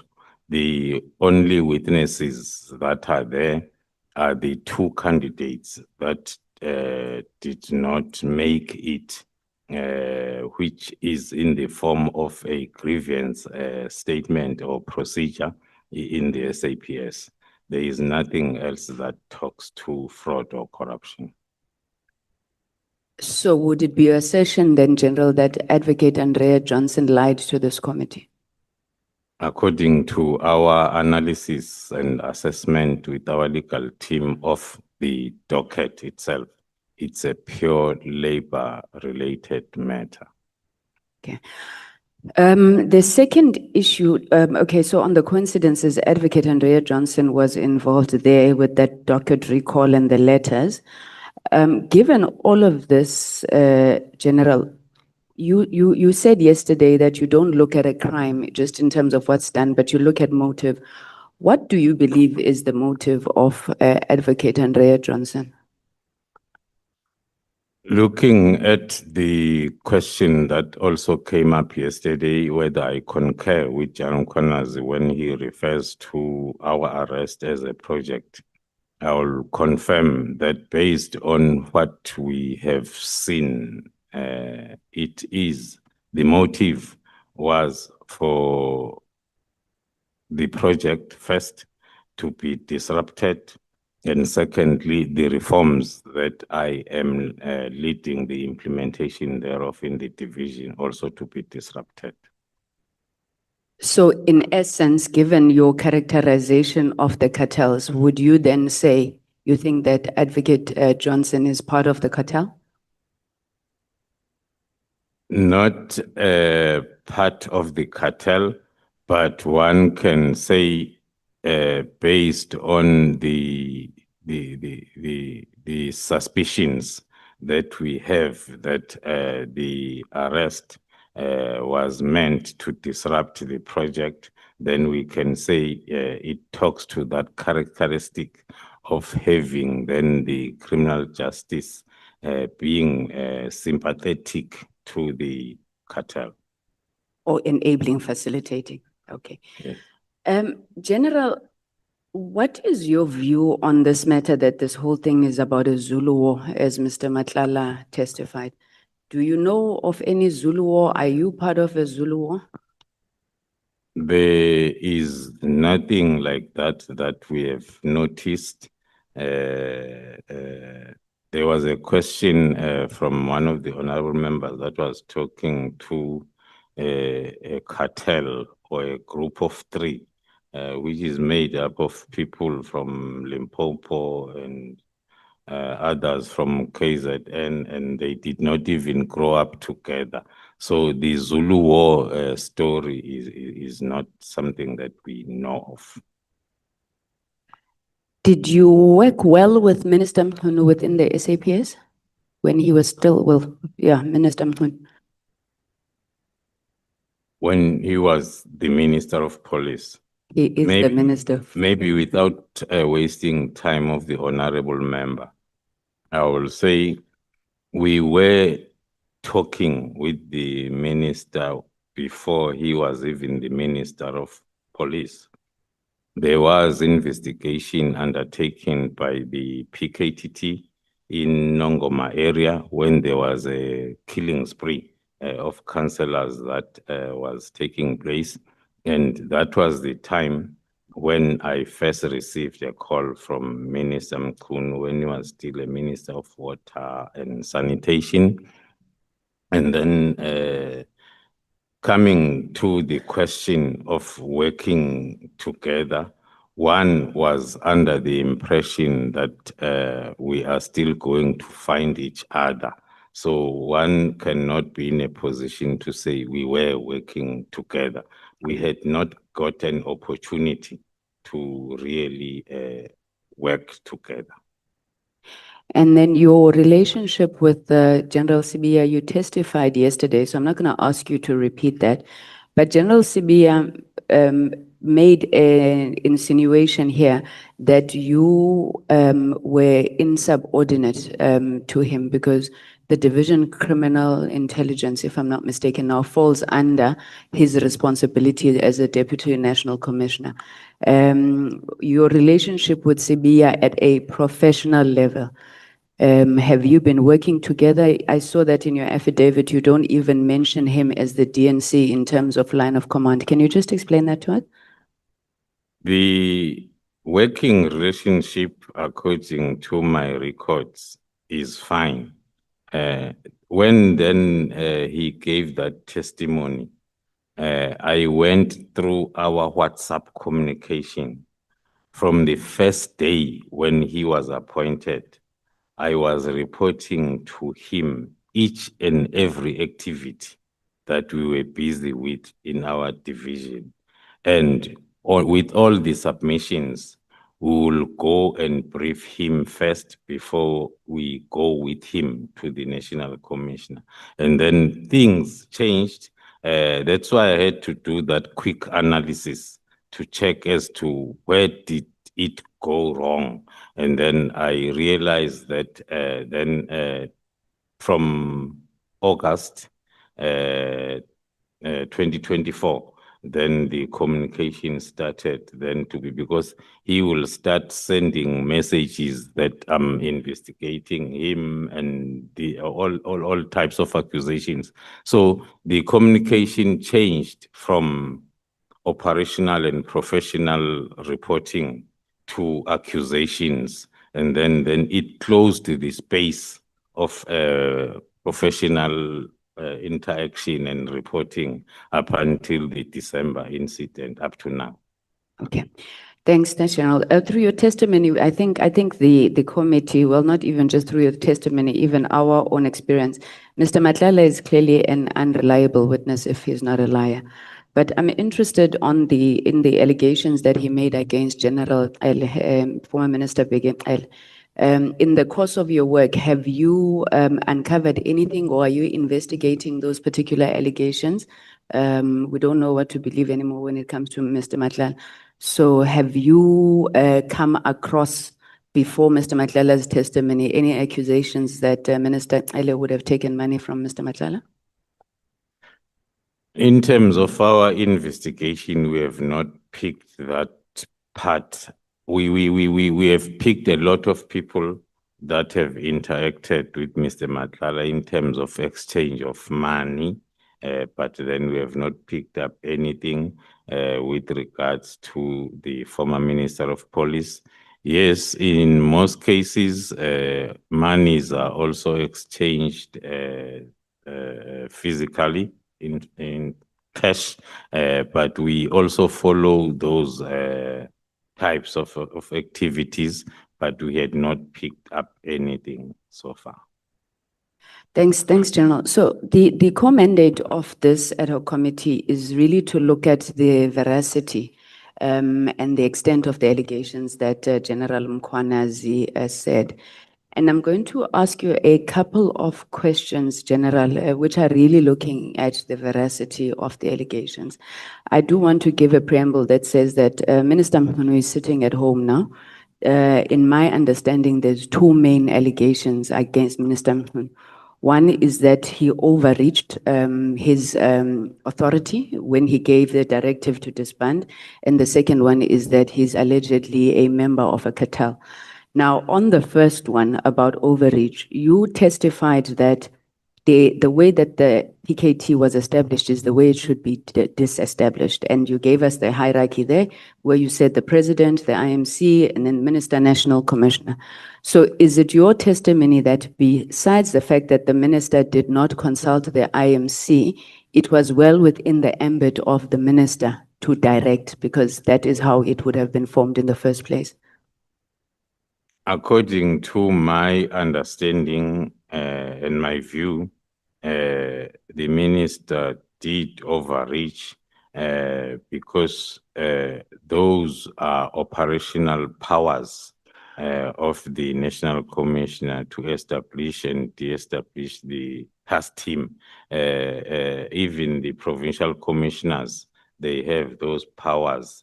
So I will make an example of the task team that was established through the directive of the minister in December, when then the minister did not write an instruction, spoke with the National Commissioner in terms of the Eastern Cape challenges, and then the National Commissioner then established the task team. Okay, I don't want to belabor this point, so we can pass, but I do want to say everywhere where I look in your affidavit, there's 4 instances of approvals when it comes to the task teams. Whether it is reports, it's a recommendation by National Commissioner. Whether it is this establishment plan, is a recommendation, all the approvals reside with the minister. But I want to move on to the next allegation that is made against the minister. So you testified, General, and I hope I'm not going to use words interchangeably. I don't know the difference between a syndicate and a cartel, and maybe you could just speak to it. But in paragraph 108, you said that Mr. Molefe is a known cartel member. And then I think you then said here he is dealing in drugs. Is he just dealing in drugs, or you believe he's a business person who exerts influence over SAPS officials? Is it part of your tenderpreneurship characterization? That is correct, Honorable Member. Now, you then said these cartels are organized criminal networks with clear objectives. General Mkhwanazi then testified before Madlanga that Mr. Matlala and Mr. Molefe were members of the Big Five cartel. Is that your understanding as well? That's correct. Okay, what is the relationship link between Mr. Matlala and Mr. Molefe that draws that conclusion that they are a member of this cartel?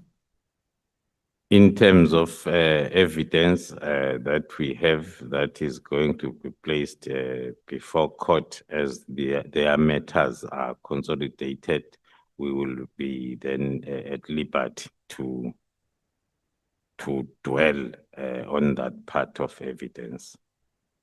Okay, I'm asking this because on paragraph 127, you had said that if the National Commissioner had not referred the Jerry Bushukha case to you, Matlala may not have been on your side. So you seized the phone, you analyzed this data. So are you then saying that, well, would it be correct to say that your argument is that there is a cartel based on the information that would have come from Mr. Matlala's phone?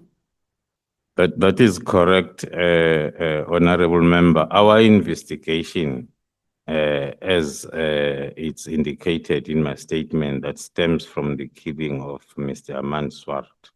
The first person that was identified was Mr. Katiso Molefe, whom then we have linked with the killing. And we started then to identify the cartel when we're investigating the motive for the killings. So the ballistic reports assisted us in identifying other cases that went as far as now linking that's why I put it clearly there that Mr. Matlala was brought to us through a tray. We were going to meet him later on when we do the ballistic report that will link the cases where he is a suspect and also Katiso Molefe is a suspect. But this case of kidnapping brought him closer to us sooner than expected. Okay. Now, Minister Mkhwanazi testifies that he knows Mr. Brown Mokgotsi, however, he has never instructed him to engage with Mr. Matlala.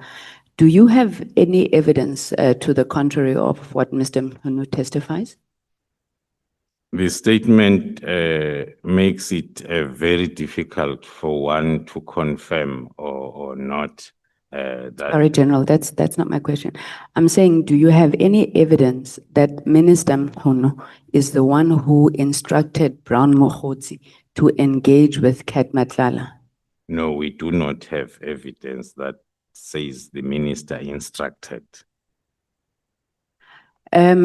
The minister and Mr. Matlala, both of them, they testified that they do not know each other, and they even produced an affidavit where it's deposed by Mr. Matlala saying he's never met with the Minister Mkhwanazi, nor does he have any business links with him.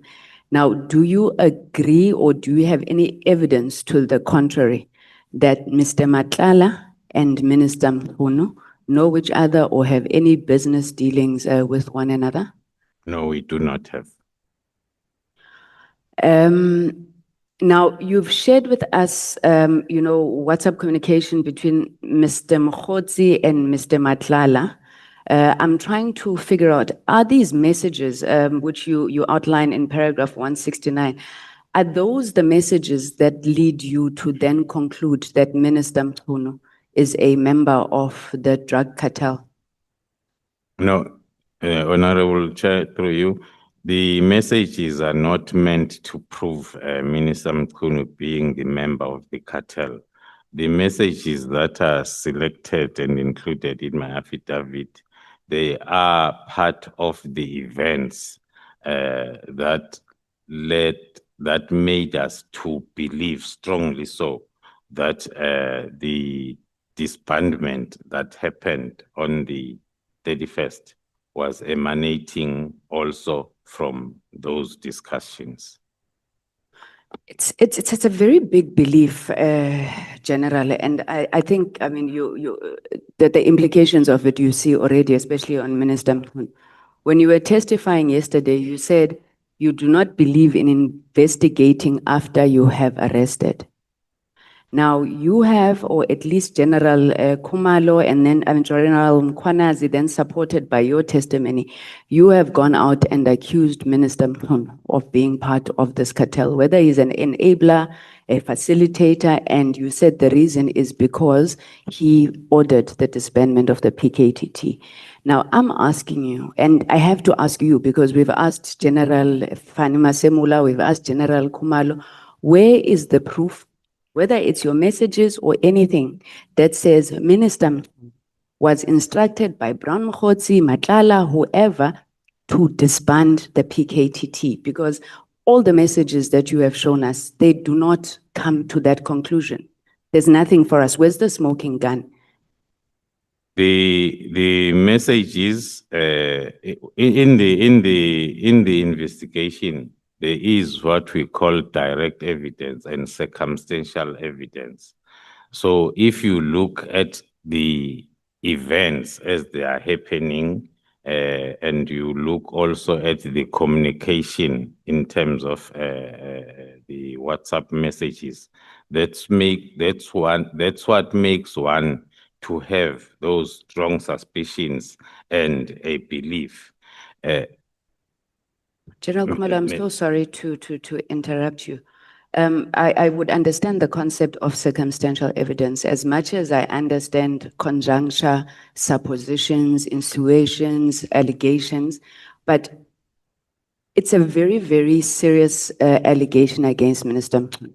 I've gone through most of the messages that have been put before us from different witnesses, and at no point do I see anybody discussing with Minister Mkhwanazi the disbandment of the PKTT. The closest to it that I see is Brown Mkhotsi speaking to Matlala saying the guys are being disbanded, whatever they say between them. Where does Minister enter? Because circumstantial evidence, it can't just be an issue of we looked at these messages and then we have these suspicions. The man has, his career is destroyed, he's sitting at home. At which point does it point directly to Minister Mkhwanazi? As I've explained, Honorable Member, there is no direct evidence currently, but then the investigations are still ongoing. But then have you not now arrested or at least accused before you completed your investigation, which you said is against what you set out to do as part of your professional work? On that answer, on that question, Honorable Member, I'll respond in this format. The allegations that are probed in this committee as well as in the commission are stemming from the press conference. And then there are investigations that are ongoing that are not included either in the press briefing and also, as I indicated yesterday, in the affidavits that are submitted to. General, do you believe that General Mkhwanazi erred in going out and making such accusations in public against Minister Mkhwanazi when you are still investigating? You have no evidence that you're able to adduce before us that Minister Mkhwanazi is part of a cartel? No, I don't believe so. So it's correct to go around and accusing people and saying we're still investigating? It depends, Honorable Chair, as to the situation as well as the narrative, because the press briefing is not an affidavit. And then the investigations, as there are affidavits that are included. It's before us, General, both yourselves. You've put affidavits before us. And when we're asking you, where is the evidence to back up the statements that you've put in the affidavit? It can't be that it was a press briefing. That's what I'm trying to explain, Honorable Member, that there are lots of investigations that are ongoing, stemming or coming from the press briefing. Okay, thank you very much, General. Maybe just to close off this issue of Minister Mkhwanazi. Do you have any communication between Minister Mkhwanazi and Mr. Molefe, the other member of the cartel?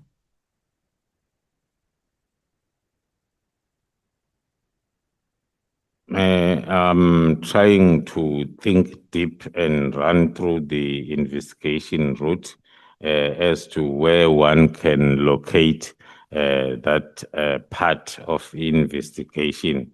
But in terms of this submission, it's not included, but it is the subject of investigation on the main cases.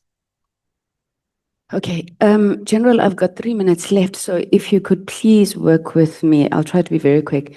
Evidence of corruption of the judiciary, if you could just speak to us, because there's a lot of allegations that have been thrown by SEPS as well against the judiciary. What has been done there? And then my final question, in the event I'm not going to come back, what is it going to take to fix these problems at SEP, which some of us believe are linked to personalities, but what will it take? And then do you think you as the top officials of SEPS will ever be able to work together again? Thank you, General.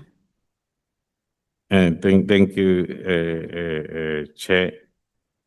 To work together, maybe starting from the end, reversing, working together, it's still possible, and it has been there for a very long time.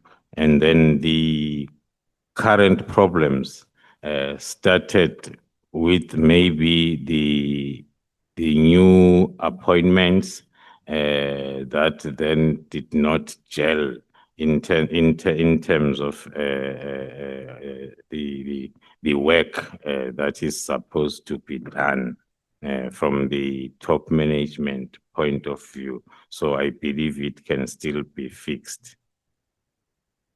Corruption against the judiciary? In terms of corruption against the judiciary, on our findings so far, we can confirm that there are strong suspicions of the whole of criminal justice system being affected or infiltrated.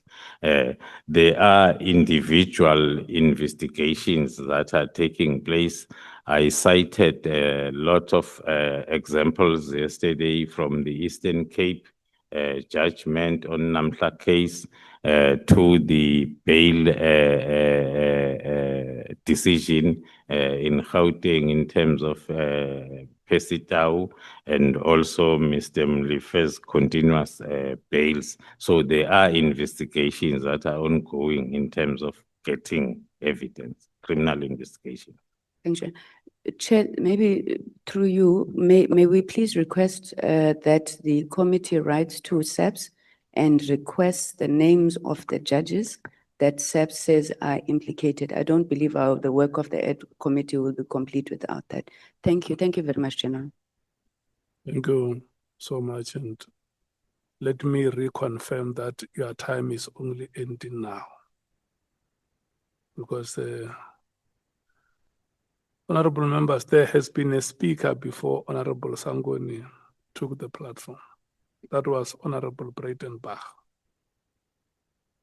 I could see that you had forgotten and you think that I'm giving the ANC an undue advantage. We don't work like that. We are men and women. We are men and women of integrity. Yeah. We are men and women of integrity. We have moral standards which we will never lower because they impact on our credibility as individuals. That's how we must be known and that's how we must be respected. Can I take the Chief Whip? Thank you, Chair, and good morning, colleagues, and good morning, General. General, I just want us to talk to money matters. Money matters, General. One of the reasons that were advanced by the minister with regard to his decision for the PKTT to be disbanded was the issue of the budget. That it was taking a lot of money, but there's a sense that maybe some of the money could not be properly justified. Let me just give you an example and then you'll comment. For instance, we have it on record, having listened to many witnesses who came before us, including your CFO, that for a period of 5 years, up to 2025, February 2025, you have already spent over 100 million rands on overtime. And it's broken down in the following way: 2018, 19, 17 million, 19 and 20, 26 million. Maybe when you comment, you'll also indicate why does it fluctuate the way it does. 2020 to 2021 is 21 million. 2021 to 2022 is 14 million. 2022 to 2023 is 15. 23-24 is 3.6, and then the last one is 13 million. What is your comment on that? Right. Thank you, Honorable Chair, Honorable Members. My comment first on the reason of the expenditure of the PKTT as one of the reasons for the disbandment will be first based on the deduction that it's an afterthought reason that came very late without the engagement that was supposed to take place from within SAPS, so as we are able to explain and account to the minister in terms of expenditure. The expenditure as presented by the CFO, mainly focusing on overtime, doing the analysis of, let me confirm the fluctuation thereof, but doing the analysis for the previous 6 to 7 years or the whole period of existence of the task team, the overtime expenditure will fluctuate based on the number of cases that are allocated to the team. There is a time, although I won't remember exactly, when there was a discussion in terms of increasing the allocation of overtime budget based on the reason that the team, especially the investigating officers, the number remained the same. Now, once you have more cases that are now at court, it means the same investigating officers are spending their 7 to 4 time sitting at high courts for 2 to 3 weeks to 3 months when the matter is there. That will force then the investigation of the new cases to be done after hours and over weekends. That there is a time when one can have access to that fluctuation where the overtime increased because of that reason. So is there a clearly spelled out procedure which you have that properly regulates the way in which this overtime payment are being done? Yes, Honorable Chair, Honorable members, the overtime allocation will be estimated in the budget, and thereafter, the cost center, the current cost center for the PKTT is KwaZulu-Natal province, head of finance. So each commander of the team will apply for certain hours of overtime to the Majok commander, giving reasons and duties that will be performed after hours or over the weekend by those members. And that application will go out of the task team, will go to the finance section of the province, KZN, for approval. So that is the standard procedure that is in place in order to put controls that the PKTT operators or management are not both the player and the referee, in the fact that they approve the duties and they also approve the overtime. So they will approve the duties to be performed after hours or over the weekend and submit to finance in KZN for them then to approve. And that approval first gets the recommendation by the provincial finance head, and then it will go to the deputy provincial commissioner crime detection for final approval. That is the standard procedure. Okay. Gerald, what is meant by, in your budget items, there's something that is called cell phones, consumables, and Section 205. Maybe I'll understand the consumables being the airtime, data, and all of that. But what is meant by 205, Section 205? Yeah, thank you, Honorable Chair, Honorable Members. It's a short word that talks to each and every investigation will need then the part of the investigation talks to the application of communication data to the service providers. So that expenditure is for, I can't remember which service provider, I think it's Telkom, that is selling us as the police or as government that information.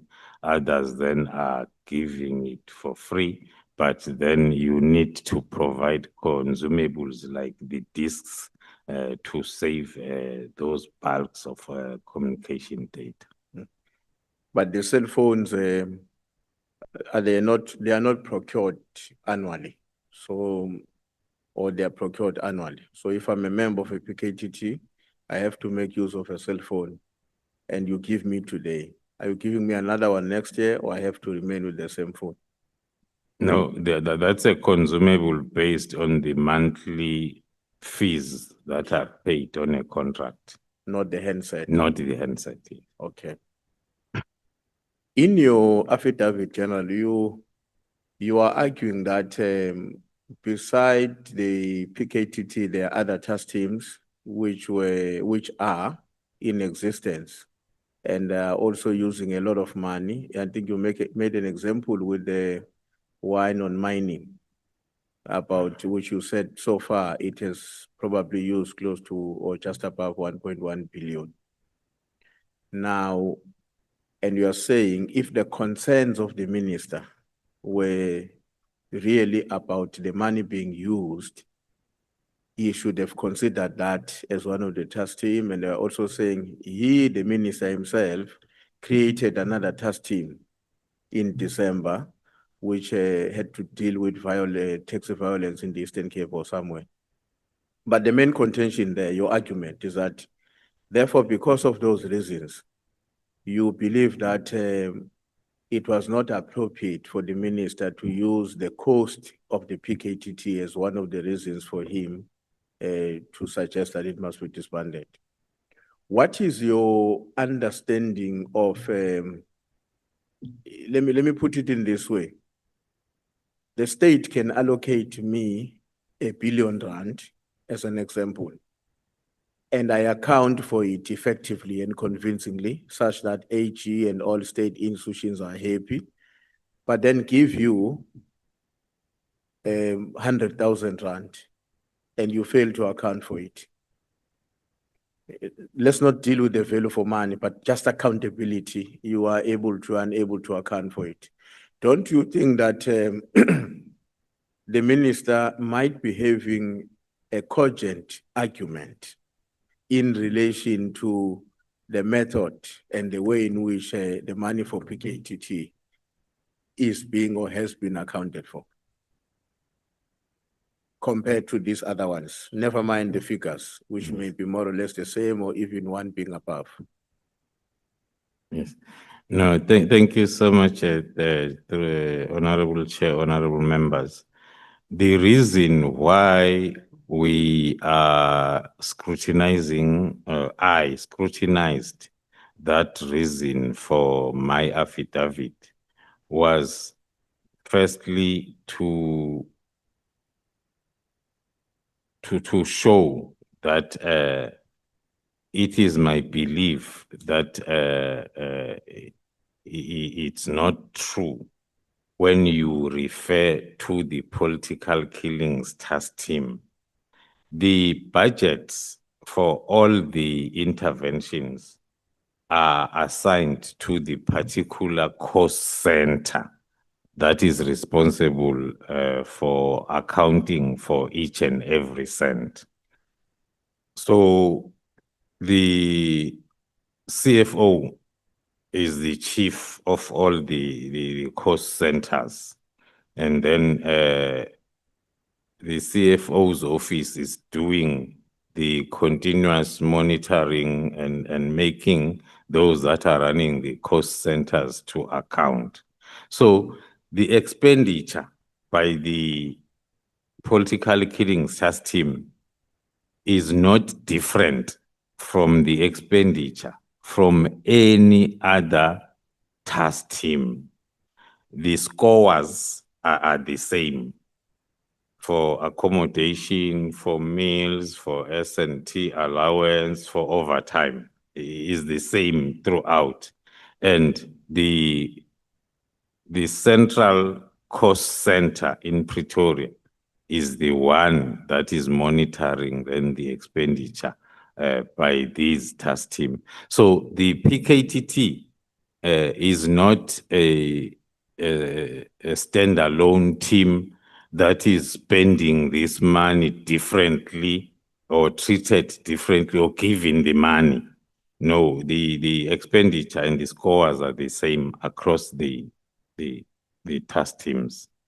The reason why we are flagging the new task team for December that was initiated during the tenure of the minister, firstly was to show that the task team approach is not something that you can get rid of. Task teams will always be needed as and when there is a need, where you need to attend to a problem that needs the task team approach. Secondly, then was to show that the expenditure cannot be the reason, because the expenditure of PKTT, irrespective of the amounts, is not different from the expenditure by any other task team. So General, maybe to make it easier for somebody like me who's external, the amount of money paid for a member per hour on overtime is the same across the board. The distinction may be the frequency and the number of hours. That's what you're saying. That is very correct. The task team does not have a separate dispensation. Task team members are treated the same as all other government employees in terms of overtime tariffs. The difference might be hours. So where we witness a jump on the budget, a fluctuation on the budget, what is the best way for us to understand that? How do we explain it, or how would you explain it to us? Where there's that fluctuation I was reading from 17 million rand at some point to 26 million rand. Yes. As I've tried to explain, Honorable Chair, honorable members, that the fluctuation might be necessitated by different factors. It's either there are new allocations of dockets that will need additional investigating officers to be called up to beef up. That will increase then the budget, or the very same capacity that is there as the need arises. And of late, most of the investigation is done after hours as well as over weekends for all cases that are still under investigation, because most of the cases are at trial stage, and the members, they spend most of their time at courts during the day, Monday to Friday. Okay. Now, I want to go to 114 of your statement. You don't have to go to general. I'll remind you, and this is a small issue. Lieutenant General Mboto's office had received an inquiry from an individual that members of the DPCI were conducting an operation at the residence of Mr. Katiso. Who was the individual? The individual claiming. Have you ascertained who was that individual? That is coming through you, Chair. That is coming from Brigadier Mkhwanazi's affidavit, who then I think Captain Kruger, according to Captain Kruger, he was told by Brigadier Mkhwana over the phone and advised that DIVCOM, Lieutenant General Mboto's office had received an inquiry from an individual claiming to be members of the DPCI. So it's a long chain of hearsay. Then the individual that would have called General Mboto, according to our investigation on that chain, is the former national head, who is the one who then informed General Mboto to attend to that complaint. Okay. I'm not sure whether you have made any comment anywhere else, but in your affidavit, you're making references to Officer Mokhatle. You remember the Mokhatle from JMPD. What do you make of that character? The character, based on our investigation up to so far, talks to those members that are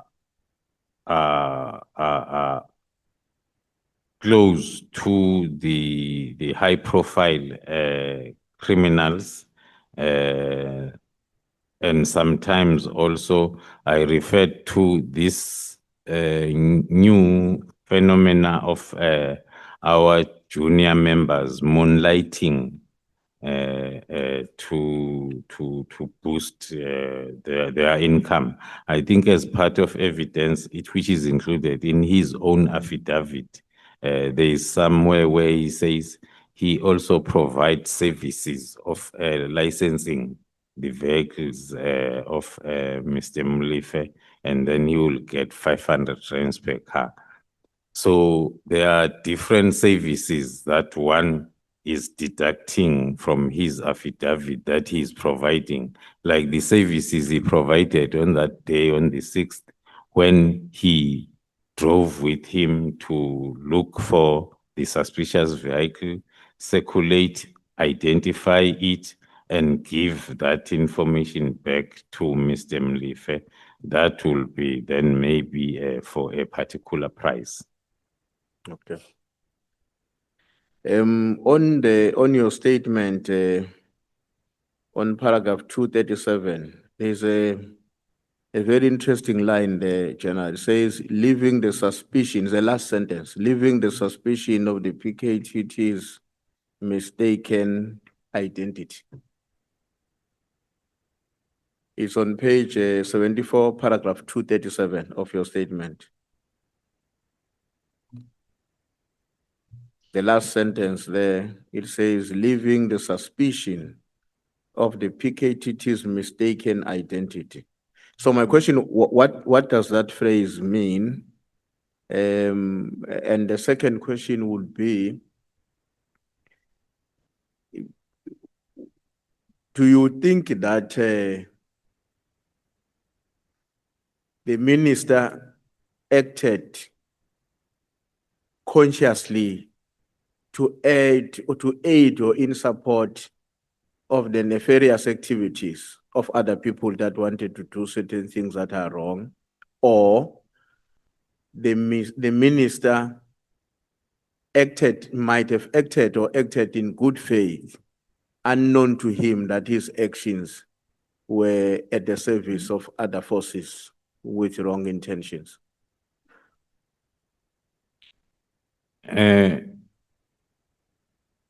When the disbandment letter came out with a reason, I think there is only one reason that is provided there.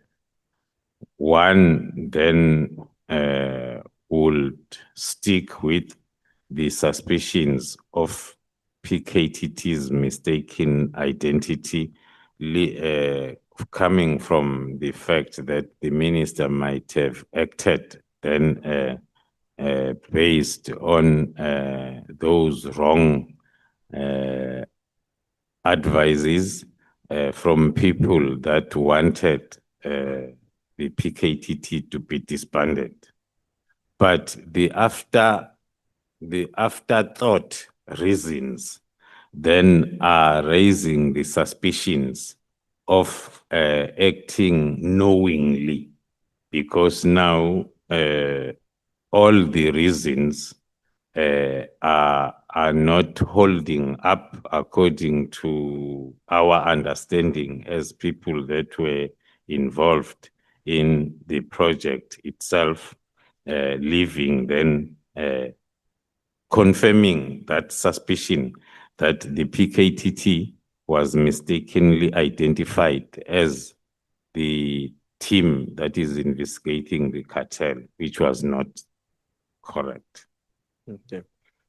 When we listen to General Pasani, the former National Commissioner, one of the assertions he made was that he believes that there should be a distinction between a person who is your substantive role and the one who heads the operational task of the PKTT.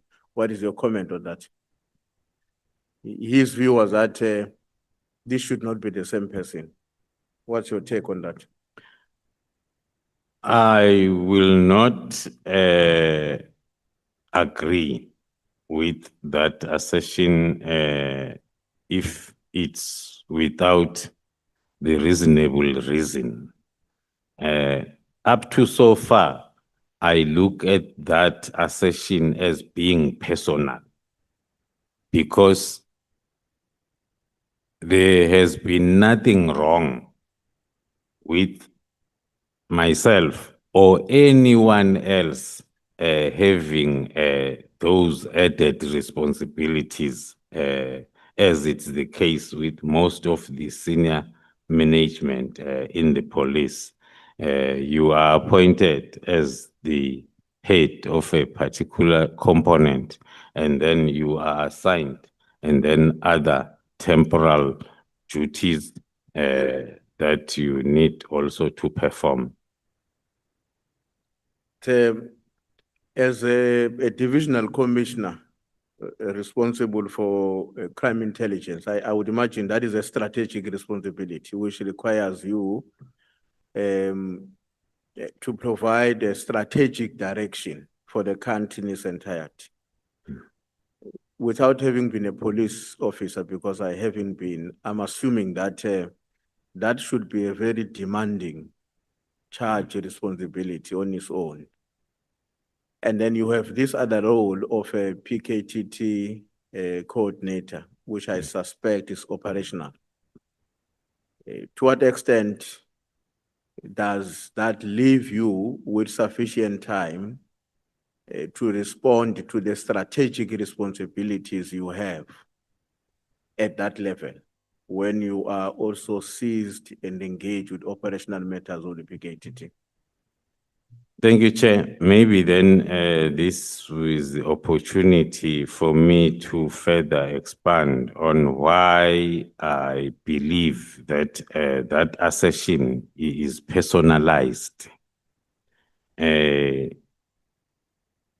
explained the methodology of the PKTT, and according to my understanding,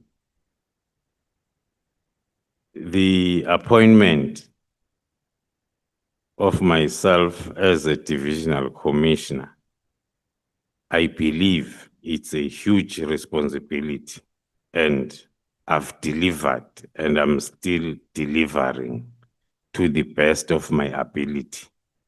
The issue of the continuation from my side to coordinate was a conscious decision taken by the National Commissioner. It was discussed at length when I was appointed. I am not, there was a time when I was full-time in the task team. After my appointment, I'm no longer full-time and I'm not doing anything other than receiving the reports and making sure that the methodology is still implemented accordingly.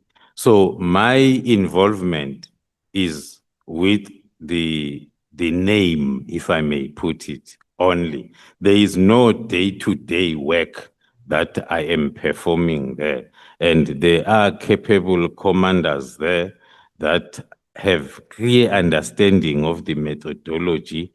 So there is no need. I believe that the reason why the National Commissioner took that decision is because of his previous experiences. There are other interventions that I've coordinated. The Operation Rhino, wild trafficking project that I coordinated in 3 provinces. Soon after my withdrawal, it died the natural death. It's dead. But the idea was for it to be sustained by 3 provinces. And there are a number of other national interventions that have suffered the same fate. I take it that the National Commissioner, as the accounting officer, took that decision for me to remain a coordinator because the commanders that are there, they are still aware that they are implementing the methodology and there is a coordinator who's monitoring them. Last question, General. Have you, as the top brass of the police, have you had an opportunity to reflect on how best to replicate or to take some of the what you believe are brilliant skills or coordination that has been with the PKTT and various other law enforcement agencies and replicate it at a national level? Have you thought about how can it be done in such a way that, one, will be cost effective, but secondly, the skills and the capability which you believe has been outstanding on the part of the PKTT can also be adapted to the rest of the country to deal with issues of the similar nature? Thanks, Chair. Thanks, General. Thank you, Chair. There's been numerous attempts. Maybe let me start by saying we have been recommending that for a very long time. And there's been numerous attempts to discuss and implement that. There was a period when there was an instruction that each province must send between 5 or 6 members to the PKTT to learn the methodology. Indeed, it happened.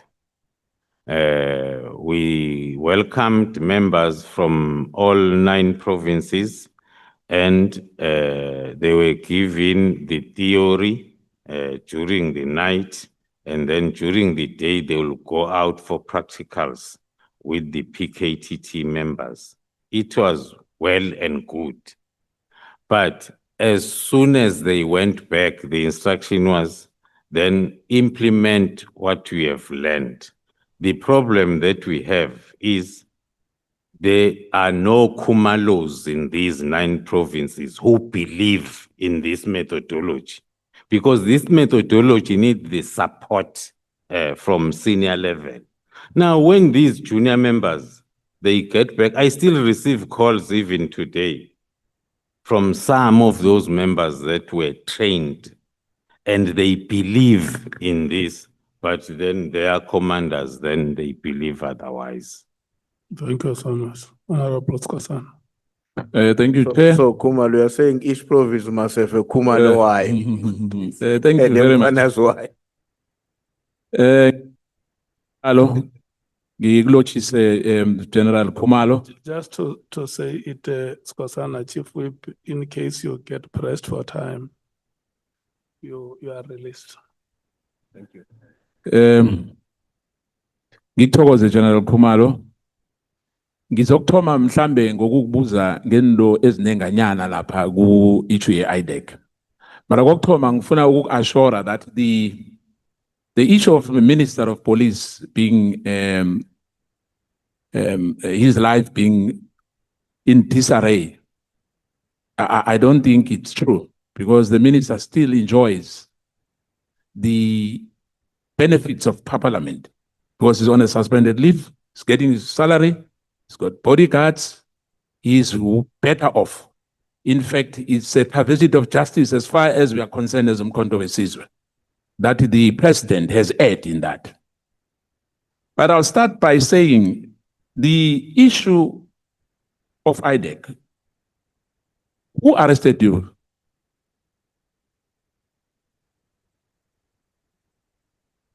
It was a team from IDEC led by a senior investigator, Sunil. Is this the same individual previously mentioned being part of the alleged rock unit at IDEC? Yes, based on the evidence or discussions that have followed, yes. Honorable James reportedly mentioned to Andre Johnson, the IDEC head. Do you agree that maybe the rock unit is operating with IDEC? Or that institution is not independent? Or is compromised? Based on our experiences of late, we agree. I agree. I personally agree. Thank you. That's the case. You mentioned that you were prosecuted by IDEC. This unit was reportedly granted powers to conduct inquiries, gathering information, open cases, investigate, and prosecute. In your view, should we as lawmakers review that? Thank you, Chair. I strongly believe that that particular section needs to be reviewed, if not that act as a whole, because then it makes it easier for the institution to be used in situations like the one we are facing. Honorable Cameron raised concern about the alleged takeover of the security clusters by Khan of the Crime Intelligence, Sibia, Subnational DNC, Sisoko, Deputy Head of IDEC, Advocate Patpoi, Head of NPA. In the light of this development, would you say that your arrest and the Mkhwanazi media briefing ultimately proven to be a blessing for this country? One have to agree, because as I was narrating the timeline yesterday, because of time, I could not get to the finishing line to say I'm arrested. We are arrested on the 26th, 27th of June, and then there is a press briefing on the 6th of July. Today we are here. Thank you, General. In her own admission, when I asked Advocate George Johnson about the participation on the interview of her husband, and point scoring process involving her husband to be appointed as the crime intelligence. What's your view on that, in short? By failing, let me just finish it by saying, by failing to recuse herself, she improperly influenced the outcome, creating a clear conflict of interest and breaching her duty of impartiality. That constitutes serious misconduct and abuse of authority and may attract internal disciplinary action or manipulation if is proven as a criminal liability. Do you agree with me on that? I do agree, it's highly irregular. There was definitely a breach of fiduciary duties, yet you were not criminally charged on HR matters before the internal process. Do you need any help, from anyone in that regard, according to you, in terms of how you were arrested? What we have been taken through the processes, because we are not different from other employees of SAPS. We have been temporarily transferred out of the environment, and then there's been investigation departmentally conducted, and we have been cleared. When it comes to the criminal part, we have successfully opposed the bail condition that, according to us, was encroaching to the departmental processes, which was like suspending us indirectly, that says we must not go back to the offices. So we have successfully fought that part. The only part that is remaining now is for us to go on trial.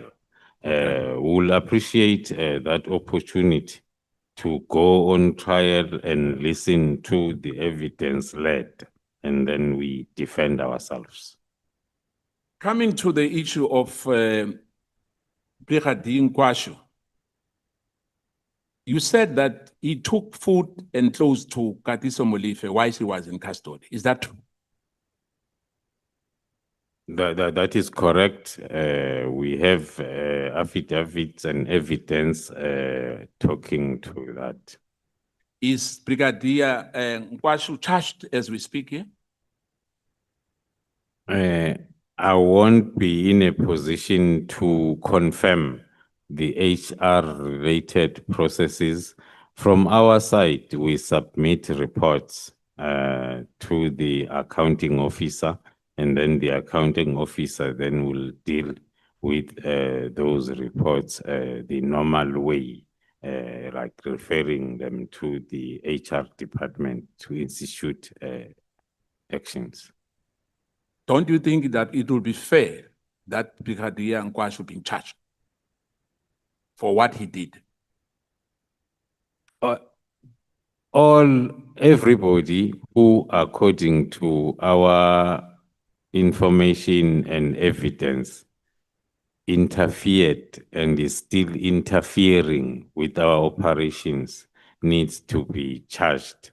both departmentally and criminally. And there are investigations that are ongoing because the interference has not stopped. It's continuing every day.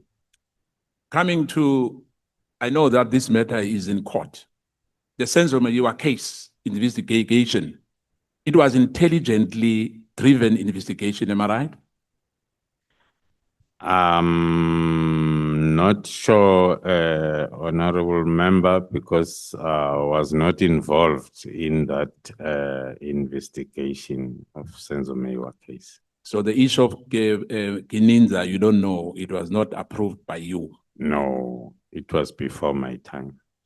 Now that we know that a country relationship, a corrupt relationship with EMPD, the issue which you've spoken about and is on your affidavit, that a JPE member, I think Mkhwanazi, is taking 500 rand from Mr. Mulife for registering cars. Did you charge Mkhwanazi for that? Because that's criminal. The process so far, we have submitted the report to the department, which is JMPD. From our side, that is one of the dockets that are with the NPA for decision. I guess there's negligence and indolence as far as these matters are concerned, in a sense that they drag for too long, because our people, abantu angibeke ngesikhethu, abantu ekhaya bayacomplaina ngokuthi mhlambe imraro le eyenza ukuthi kube nongwarangwarana, kusho ukuthi mangikhuluma ngongwarangwarana kusho ukuthi kuna these personality clashes between the security clusters, in a sense that abantu abasana confidence ngendlela izinto ziragwa ngakhona la ekhaya, ngikhuluma ngekhaya, ngikhuluma nge-South Africa, ukuthi when it comes to the judiciary, in fact, one member, unfortunately, we spoke about the issue of the judiciary for a very long time. He's been complaining for years that the judiciary is corrupt, the judiciary is captured. And as we sit here, we know today that there's one judge who's on bail in the issue of Usandlane. I think it's a church-related matter. But she's not the only one. And I guess that as a core committee, it's not about you, General, on this one. We have to take a decision on that matter, because we can't make allegations and it ends as allegations. I know that Nina njengabantu abantu kanjalo aba responsible for the safety of South African citizens. There's nothing wrong of what you did, and I'm going back to that issue of the minister, because we have to connect the dot. The court will decide whether a writing investigation of what, or let me put it, your findings, whether you are correct, is not upon you. Your job is to investigate. And hence I'm saying to you, there's nothing wrong of what you guys did when it comes to the issue of the minister, because the issue of disbandment as well, whether Mkhwanazi, Ket Matlala, and General Sibia were, according to the statement which you put before us. For me, from where we are sitting as Mkhwanazi, we believe that there's nothing wrong which was committed by you as an investigating officer or any state agents, because those are investigations. You haven't judged the minister as yet. The court will decide.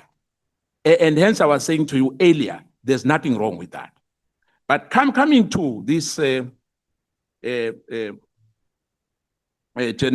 I'm going to pose a few quick questions for you as well. I'm going to say to you,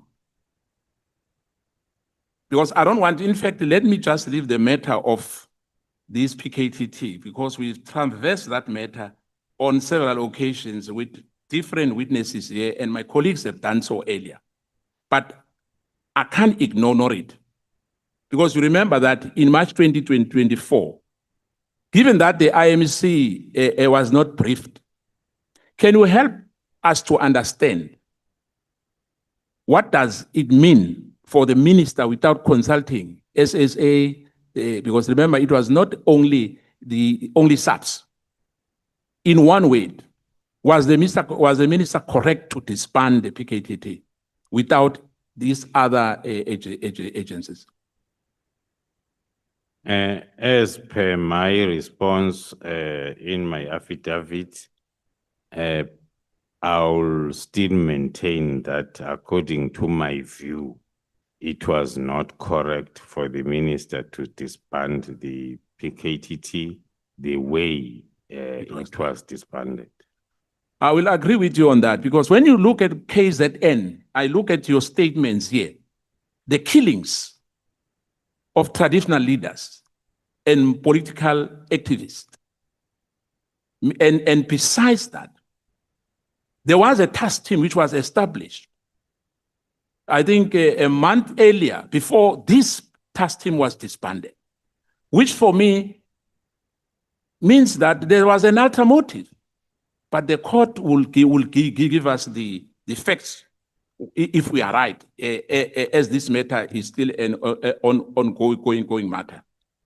On page 207, when you refer to a provincial commissioner who instructed Brigadier Nkwachu to retrieve the dockets in relating to the investigation into Mr. Katiso Molefe, are you referring to the provincial commissioner of Gauteng?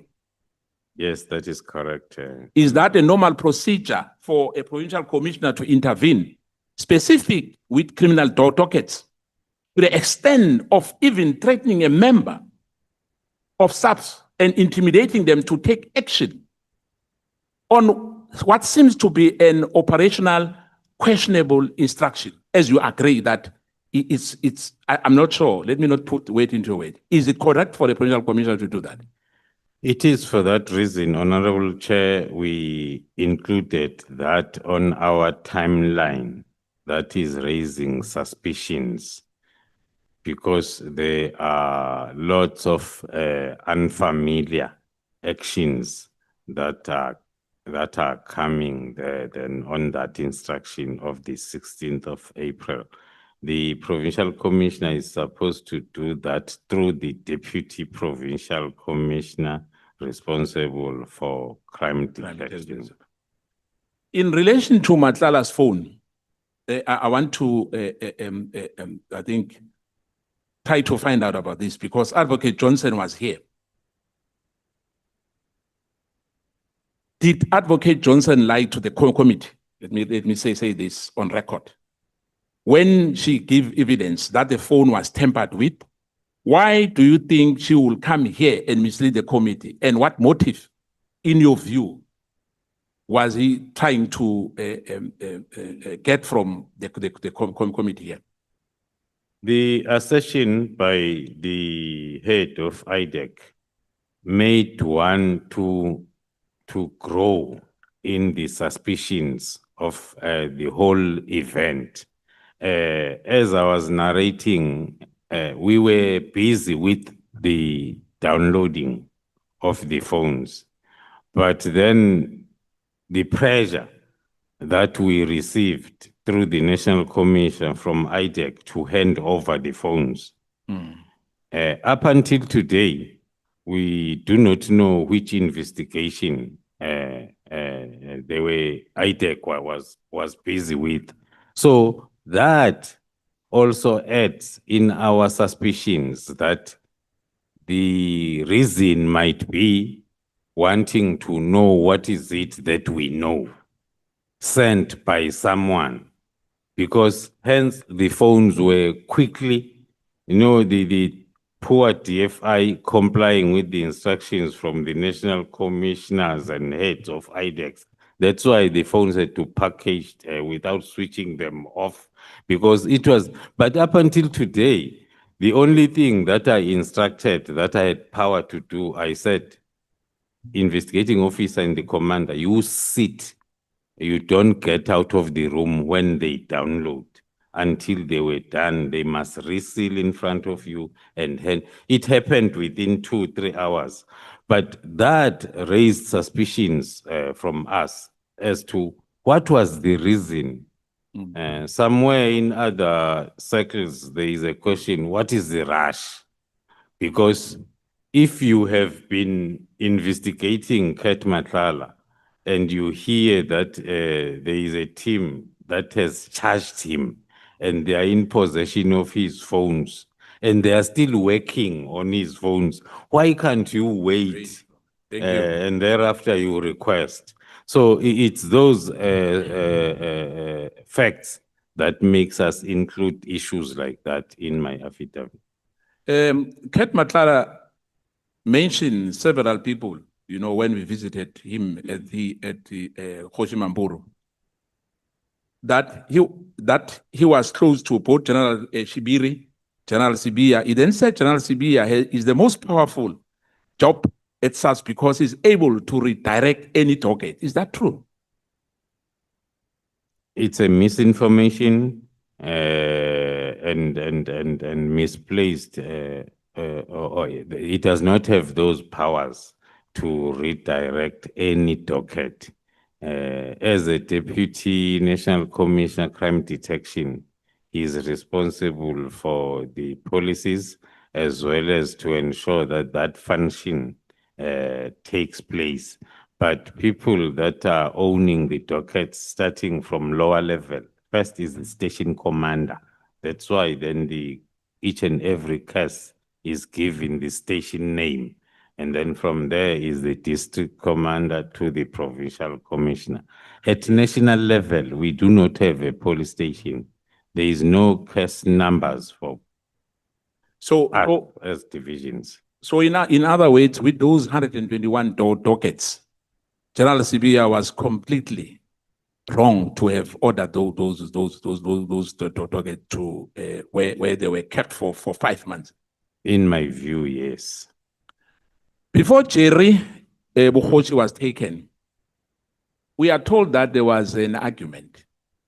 Where is that matter? Because we are told Jerry Bukhoshi is still not found as we speak here.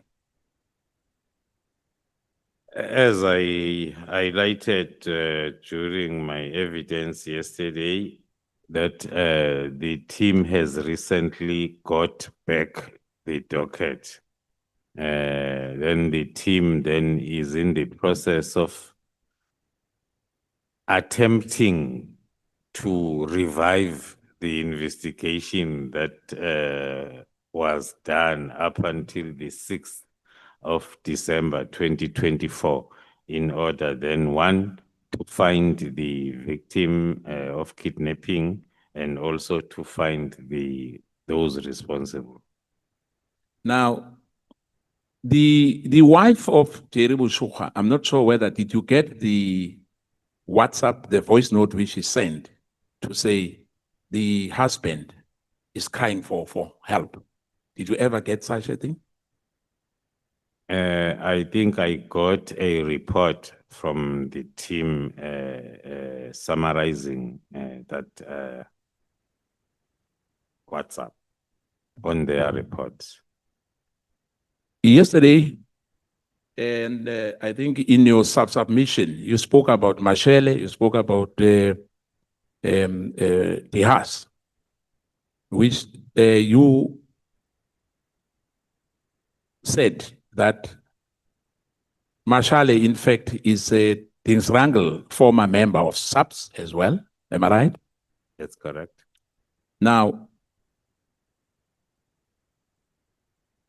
you said that there's a group of former policemen and women in the WhatsApp group elsewhere. Am I right? That's correct. Most of those people, in fact, because there are many, maybe you can't name them. And you said that there's a parallel a team in some of the investigation, which is improper. Am I right if I heard you well? That's correct. Now, I'm going back to where I was earlier. The arrest of Mulife. You said that there was an helicopter roving around. Was that from your division or was it from it was from the other division, DPCI? The helicopter was from the structure that is in Gauteng provincial government, and it is then have the direct links and memorandum of understanding with DPCI. So we learned that after then our investigation, we got this affidavit from the pilot. We got the affidavit from the one who activated the pilot. That's when then we became aware that even the helicopter was activated from the DPCI route. Now, why was who's this guy? I think is it Mokhatle, the one we spoke about from JPMD. What was his interest in the matter of Molefe, in your view? And why there were so many security state agents when Molefe was arrested? Firstly, according to our understanding, after the whole event, we looked at officer from JMPD as a go-to guy who is providing then information as quickly as possible for Molefe if there is something suspicious. And he confirmed that he is very close to him. That is Officer Mohale confirming. So the whole festivities that happened during that day and during that operation, it opened our eyes, and we are just lucky, maybe if I may put it, because in terms of our planning, we did not foresee what happened. We had very few members there that were outnumbered by the sympathizers, private persons, the security detail of Molefe, and the DPCI contingents and the helicopters and so we were just lucky that there is somewhere in my statement, my affidavit, when I say if it was not for PKTT, Katiso Molefe will not have been arrested. Fortunately for us, in the PKTT, we have assembled and trained a team that is very capable of doing whatever that needs to be done. Ngifuna ukuthokoza no ngisesena minute nyana 4. Let me just finish it off by saying uthe uthi sekuna 2 ukhipha 2. Mara ngifuna ukuthi ke General Khumalo and your team, I know ukuthi this matter, it's like any other matter. South Africans, abantu bekhaya apha, they are very disappointed the way ngendlela ezinye izinto ziragwa ngakhona. Isho ukuthi i-issue, I know bathi ngizaba isiceda mzini. I-issue ka Senzomeyiwa noma isecourt nje. Sibonile siyabona. Umakhe is crying. Uyalila umntanakhe. Ukuthi tot namhlanje akahelebheki noma indaba leyiseyisecourt because ngathi babona ngathi amapolisa idocket leya bayimorosa. Ngamanye amagama kube ne-interference when it comes to idocket. I know ukuthi ngu-divisional head we-crime intelligence, nguwe ophethe i-crime intelligence. And akunento ongayenza, you can't interfere in that matter. Mara ngibawa ukuthi udlulise ngoba ngayidlulisa into le ku-commissioner. ukuthi amapolisa sewabawa ngoba abantu bekhaya apha bathembele kiwo for ukuthi bacale into zabo. Kungaba kuhle ukuthi kiyo wonke ama-case akhona akhakha basiphathe kuhle ngoba sithindeke kakhulu izolo masizwa uthi almost 90% yamapolisa eGauteng akhona endweni ezithinteka nalabantu abenza izinto ezirong. Ingebengu nabantu laba aba-extort abantu nje abenza izinto eziphumile ezingekho emthethweni. Lethu lokugcina lithi akunento wrong amapolisa enikwenzako because remember manibopha umuntu ama-allegations lawa khona ikhotho ezayenza into leyo. In other words, I'm saying there's nothing wrong about, I want to emphasize that. I've got nothing against the Minister of Police. It's not personal, but there's nothing wrong as far as we are concerned as Mkhwanazi, up to what we have seen now. Ngoba uGeneral Mkhwanazi ngezi-6 zangoJuly anginento wrong ayenzako usivula amehlo sonke and sibawa ukuthi nimhelebhe nibe nesibindi akukho lula ukuthi ingihuluphelo zabantu abanzima in this country, the wishes of our people and their dreams must not be in vain. Ngoba sithembele kunina ngaphandle kwenu asikakaphephi. Ngalawo magama ngithi man nibambe la nibambe khona ngiyangithokoza emgcinisihlalo. Thank you so much, Honorable Skosana. But muja morago ke kgosi. Sometimes we tolerate you as the last speaker, hoping that you will say the last word and you end up taking a minute. Before we conclude, we are going to give to Advocate Arens. I just want to check one or two things with you, General. Advocate Batoi, when she was here, she said to us that the reason why investigations could have been jeopardized in the Senzo Mewa case was because there were multiple teams from the SAPS that went there doing parallel investigations on one case. And you say to us here that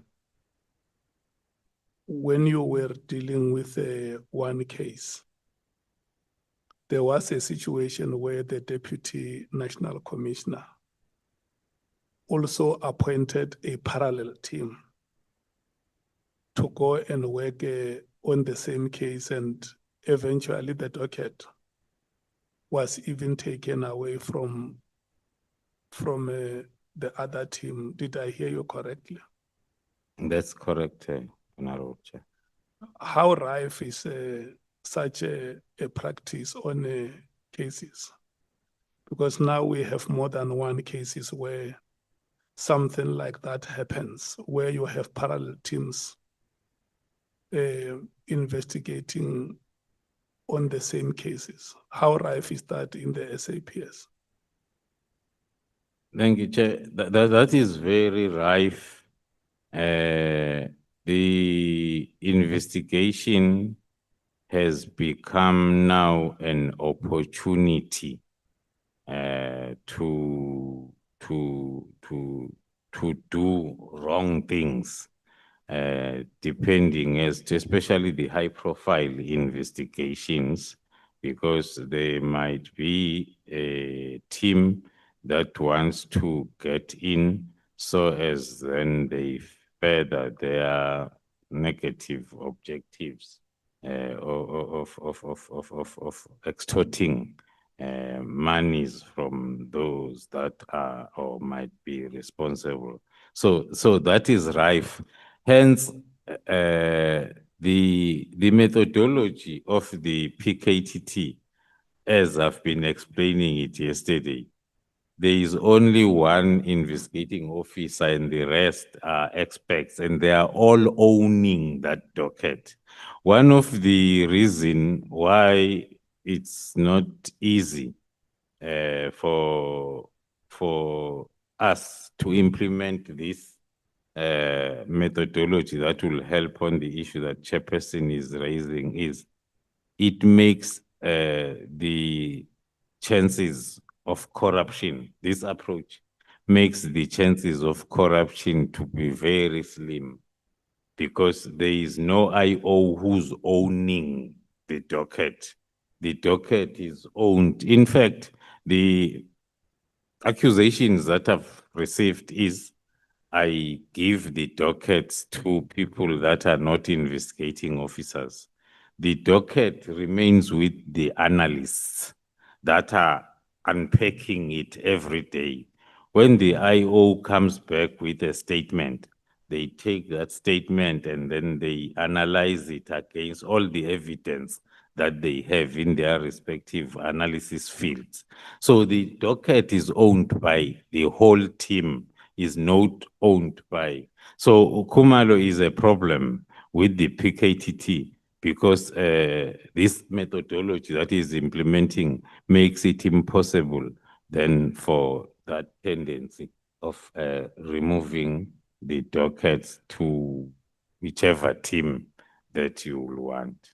So the involvement of this supernumeraries, because I mean, you can imagine once you have more than one team, it means the numbers are unnecessarily bloated in one case.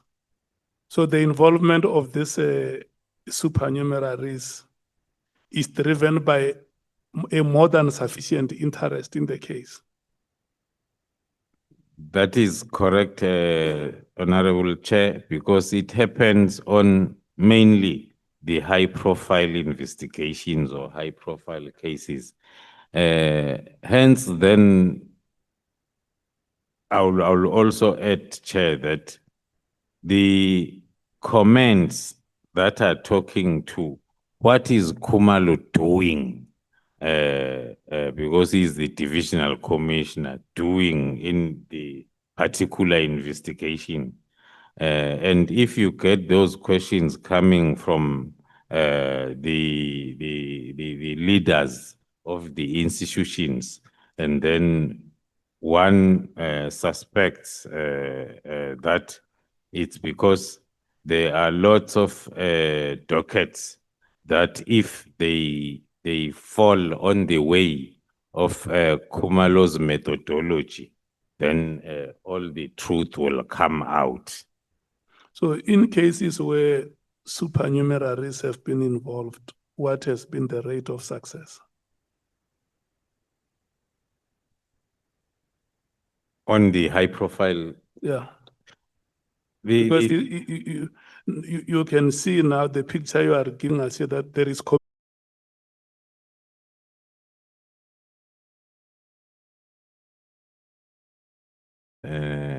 they will be having challenges like in the case referred to by the honorable member, the Senzo Meiwa case.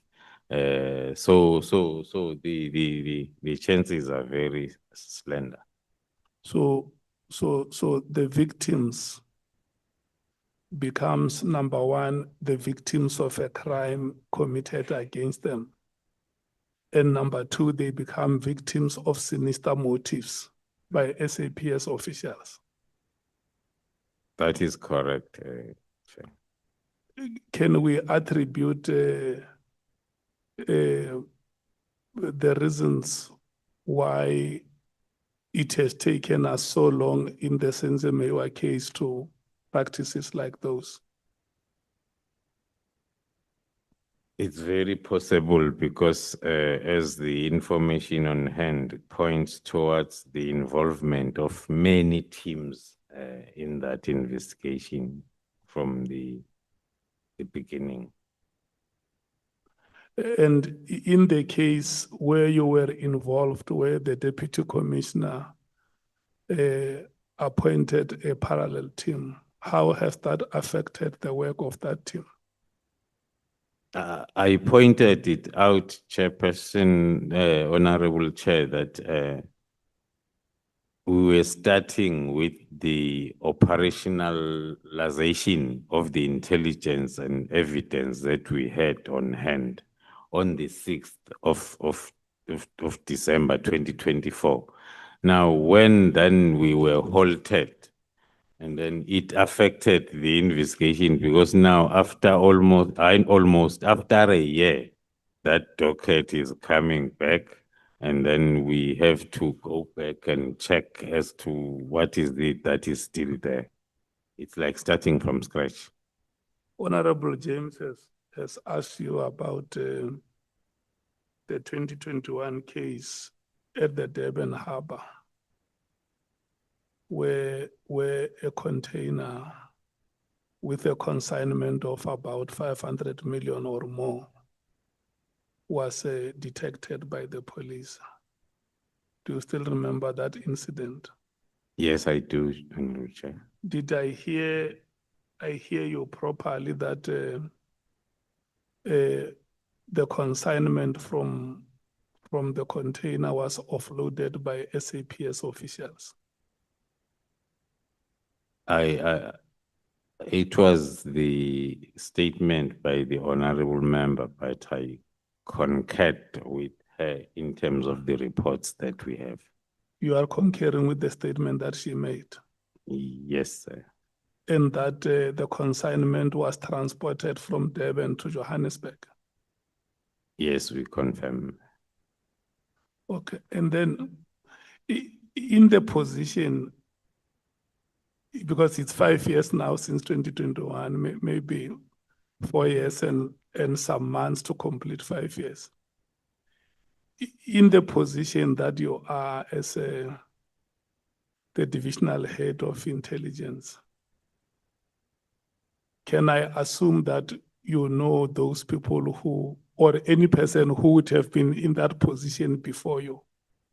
Can I assume that those officials who offloaded the consignment and transported it from Durban to Johannesburg are known in the SAPS or to the authorities? Can I make that assumption? Yes, we can make that assumption, Honorable Chair. And then are those officials still in the employ of the SAPS? It's very possible, Honorable Chair. Okay. Yeah, it's a very, very difficult one. Yeah. Okay, no, it's fine. Let's move to the next one. And this one here was made by yourself when you were responding to some questions raised by Honorable Sangon. You say that we have picked a lot of people that have interacted with Mr. Matlala on exchange of money. Is that correct? That is correct. Among those people that you have picked are the SAPS officials? That is correct, Honorable Chair. And amongst those SAPS officials, would there be those that would have received money from Mr. Matlala? That is correct.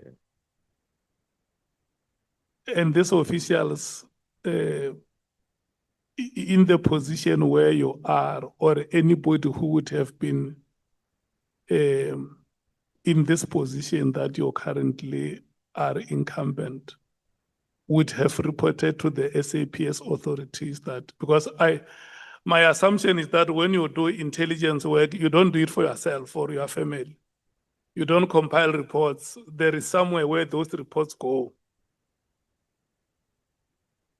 And obviously the authorities that are reported to have this information about these officials who transported a cocaine consignment from Durban to Johannesburg, they know about another set of officials who will call and say, hey, Menier man, hey, go to Shenyana, man. And then the authorities know about these activities, to your knowledge, or are there still reports that are being compiled, which will be sent for the attention of the authorities. From But for this, sure, my assumption is that in part or in parts, some information has already gone through to the authorities. that's what I can confirm, Honorable Chair, that from our investigation that we're busy with, based on my statement that the chairperson referred to, there are reports that have been submitted already on some of the individuals to the respective principals. Now, let me talk to your conscience now, because when she asked you a question here about any possibilities or prospects of you working together in the SAPS, you said, yeah, no, we still have a chance that we can work together. Out of conscience, let's say you put a helmet of integrity on your head and a badge of conscience on your chest. Can you walk into a boardroom of the SAPS and draw a strategic plan for the SAPS with me that you know that this is a confirmed criminal?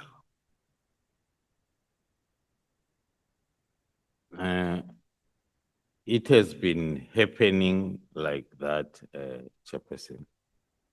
I want to know, can you walk conscientiously into that boardroom? Look, the reports are there with the authorities. It might have been you or your predecessor or any other person. You have compiled reports to say, this is what is happening. We have evidence. We present it before you. Then an honorable member of parliament said, General Khumalo, is there still an opportunity for you as the leadership of the SAPS to work together and salvage this institution and make it an institution of choice or a servant of the people of South Africa? You said yes. Yes. So now, as a conscious citizen or an employee working for a government that seeks to achieve developmental objectives, how do you consciously walk into a lion's den?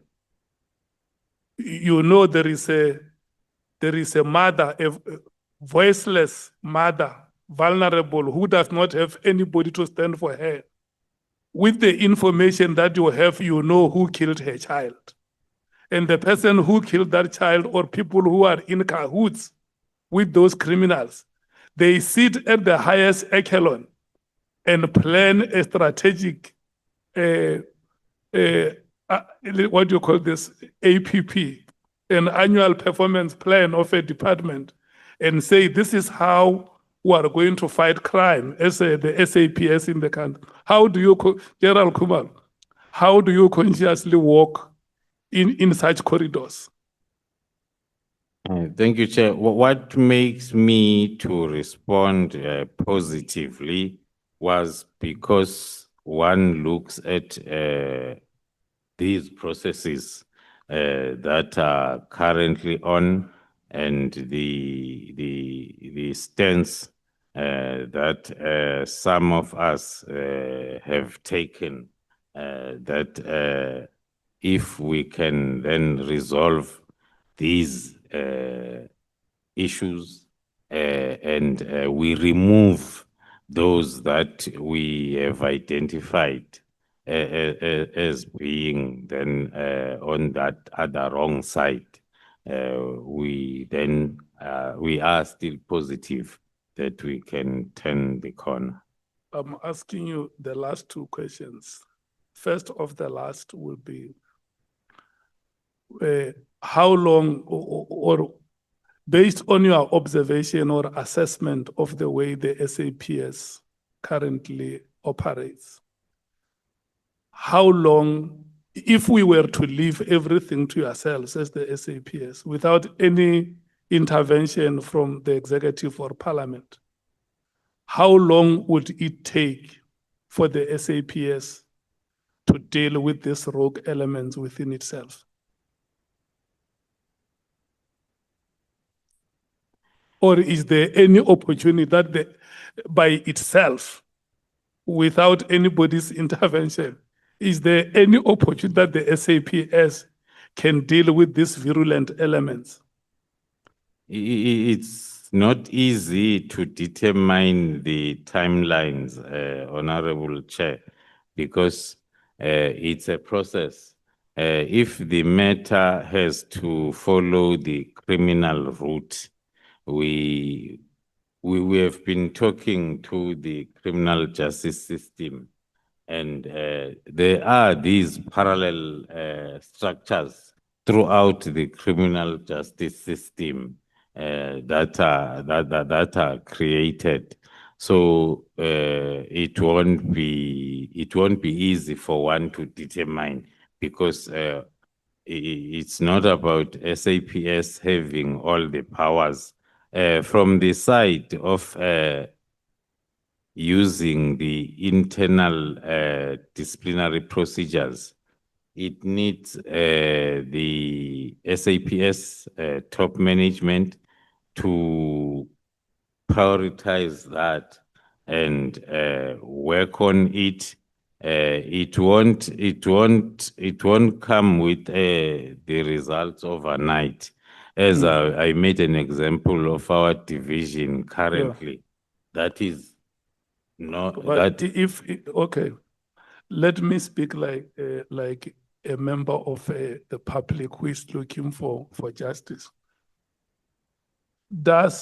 Is it possible that within the SAPS, the people who killed Babita Deokaran are known?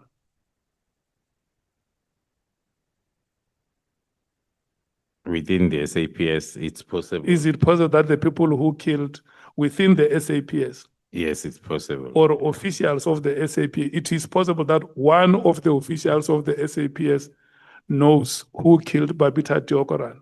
It's possible, Chair. And is it possible that within the SAPS, there is an official who knows the people who killed Witness D? It's possible. Is it possible that within the SAPS, there is an official who knows the people who killed DJ Waras? Very possible again, Chair. And many other victims whose names are not being mentioned. Yes. Is it possible that there could have been SAPS officials involved in the murders of those victims? Looking at the. You have just mentioned the murder of Swart, yes. that there was an SAPS official involved. That's exactly why my response has been a yes, because I was saying, looking at our experiences, in one of the cases, I think there are about 3 or 4 cases, political related cases in KZN, we had 2 members of the shift that was hired as the case of Sindiso Makaka. Yes. Where you say that the gun that was used to kill him comes from crime intelligence. It's all those experiences that makes one to respond positive on your questions, Chairperson. Okay. So my last question to you would be then to say, in the light of the picture that you have presented before us, the shenanigans that happen within the police officials themselves, and the escalating levels of crime where the onslaught against the public goes unabated. And with the seemingly state of paralysis that is there in the SAPS, because it's like it has been disabled. It can't arrest criminals, but it knows who the criminals are. What are the recommendations that you are making before this House of Parliament? That if the following were to be done, we think we can get the SAPS right, whether in terms of legislative interventions, in terms of policy, operational, daily operations, anything. What are the strategic interventions that you think can be done to help the SAPS to be an institution of choice for the people of South Africa? Thank you, Chair. Is firstly, according to my opinion, is to continue cleaning out the rogue elements uniformly so within the whole SAPS, so as then we can be able to start to have a clean SAPS that is going to focus on the same goals, other than the current moment where we have all these problems that are related to issues of integrity. And in terms of oversight, I will also, that's why I was reluctant to answer the question that talks to what is it that SAPS alone can do, because there is a need also for the strengthening of the oversight without duplicating, but strengthening it such that then it's able then to give the proper strategic overview of whatever activities that are taking place within SAPS. But how manifest is this to the provinces? Do you have, what is being depicted here at national level? Does it have manifestations at subnational level? It's possible, but one then is not having the picture currently, but it's very possible. Okay. Advocate Arons. Thank you, Chairperson. Fortunately, I actually just want to feed into or pick up from those questions you posed to General Khumalo, which I think are critical. And hopefully it's a sign that as we complete this final phase, we're thinking of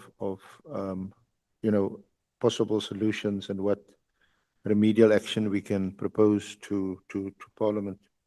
So just in relation to that, I've got a very short time, General, so I'm rather going to put these questions to you, and hopefully you can capture them and respond. There's a clear divide within SAPS at senior management level and seemingly also through the ranks, given your testimony yesterday that some 90% of the Gauteng officers are somehow working for or connected to the cartel. And this is also clearly apparent from the witnesses that have appeared. Some of these witnesses, like yourself, like General Mkhwanazi and others, and there's also other witnesses who have been in the system for years, who now express support for General Mkhwanazi after his 6 July media announcement. Was this discontent or tension within SAPS, was this brewing for all this time? Was it evident to you as someone who's been in the service since I think the early 90s, 1991? Has that been the case? Thank you, Honorable Chair. The response, as one was growing within SAPS, you are exposed at the level where you are. So one was an operator for a long time. Then when you get to strategic levels, and then you start then realizing that There is somewhere where I made an example of a chocho by a constable or a sergeant underneath the tree there in the rural areas. Then you realize then that because as you grow up the ranks, then you get to the levels where you are, you realize that the problem is much bigger than what you knew all along as you were growing up the ranks. So I know we, and maybe as the lawyers, we're supposed to find or come up with these answers. But how do we deal with conflicting evidence, especially, and this is the part that I'm requesting your response, especially where we hamstrung by confidentiality restrictions, classified issues, which you are perhaps privy to. For example, we know of the two persons clearly that have been mentioned who are part or two of the five of the cartel, but we don't know the other names, and the other names are under investigation by crime intelligence. Now, does the same thing apply to, because General Mkhwanazi is alleged that there are judges involved, there's prosecutors, the whole criminal justice system. No judges have been mentioned to us. Prosecutors, Shamila Batoy testified before us. He knows some people have been disciplined or so, but certainly according to her evidence, no prosecutor, especially senior prosecutors involved in high-profile matters, has particularly been mentioned to us in this committee. Thank you, Chair. The honorable member, one of the honorable members yesterday raised an issue of a previous discussion by the committee in terms of maybe clarifying the issue of an in-camera evidence by some of us. As it's indicated in my affidavit that there is other evidence that one is not legally allowed to share in a public platform. So maybe then it's something that the evidence leader and the committee has to look at. Okay. Yeah, we've just recently had a meeting, and yeah, we will with the chairperson work on that a bit more. So you suggest an in-camera hearing, obviously with the authorization of the Joint Committee on Intelligence. Yes. Now, these three are related. Much has been made, especially by Minister Mkhunu, of what is regarded, because these, you remember, this is one of the reasons after the event that he gave for the 31 December 2024 directive. Much has been made about what is regarded as the disproportionate amount, hundreds of millions, as you know, spent on PKTT in relation to political killings, especially in KZN, as compared to the unacceptably high daily murder rate, especially in our poor communities. And in this regard, you highlighted the differences between the murder and robbery unit and the PKTT. But it appears, and you must please just clarify this, it appears that the mandate of the PKTT has been expanded or has been made more flexible. For example, your intervention on the 6th of December when Molefe was arrested, and when you also went to the Eastern Cape and dealt with the Fort Hare matter. Is it the case that given your position as the head of crime intelligence and also your involvement in PKTT, perhaps not on the same level as you had been before you were appointed as head of crime intelligence, that PKTT perhaps enjoys a privileged access to classified information and is perhaps then more successful, in inverted commas, in resolving murder cases than your ordinary murder and robbery unit?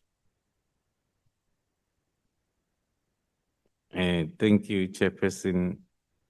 It's not true. The truth is, as long as we concentrate on this name, by the way, as people that established this team, we do not know where this name is coming from, PKTT. But then we have learned to join the chorus by saying PKTT. According to my view, that's where we are getting it wrong. We are concentrating on the PKTT. All what we have been saying is it's the methodology that needs to be adopted. Whether it's adopted by the murder and robbery unit, it's fine. Whether it's adopted by DPCI, it's fine. Why we are voting for this methodology, it's because it will deal with most of the issues and the problems that were raised by the chairperson a few minutes earlier, that we have integrity issues. Now, once you do not have the ownership of the docket belonging to a certain individual, which is what the PKTT methodology is against, then you would have dealt with some of the problems. So all what we are saying is it's the methodology that needs to be implemented.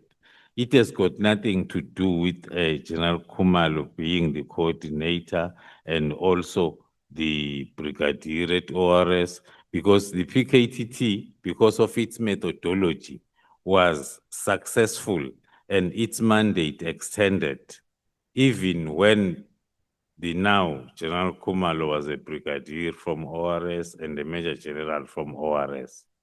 It's the methodology. But then surely that is a methodology that the National Commissioner, because it's an operational issue, isn't it?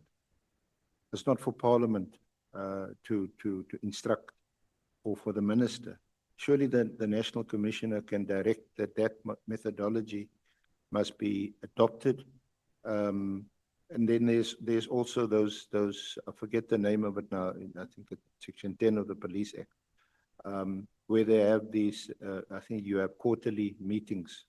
The senior officers. You know what I'm talking about, with the National Commissioner, and surely there we one of the reasons why you meet is to coordinate your work across the country, across the provinces.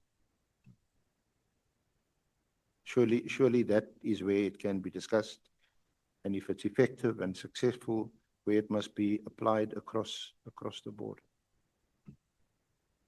As per the example that I cited of a decision that was taken during one of the BOCs, that each province must send plus minus 5 members to PKTT to learn the methodology, which was done, but the problem was with the implementation. It was not implemented. The Ministerial Directive of 31 December 2024 has not been withdrawn as far as I know, as far as we are concerned, or been set aside. We know, for example, that PKTT has not been disbanded. In fact, you have some, I think yesterday you said 600 and odd cases, so it's grown exponentially. But what about, you remember the directive in relation to the border management, and specifically the one where the minister now on leave directed that all posts in crime intelligence be frozen? What has happened with that director?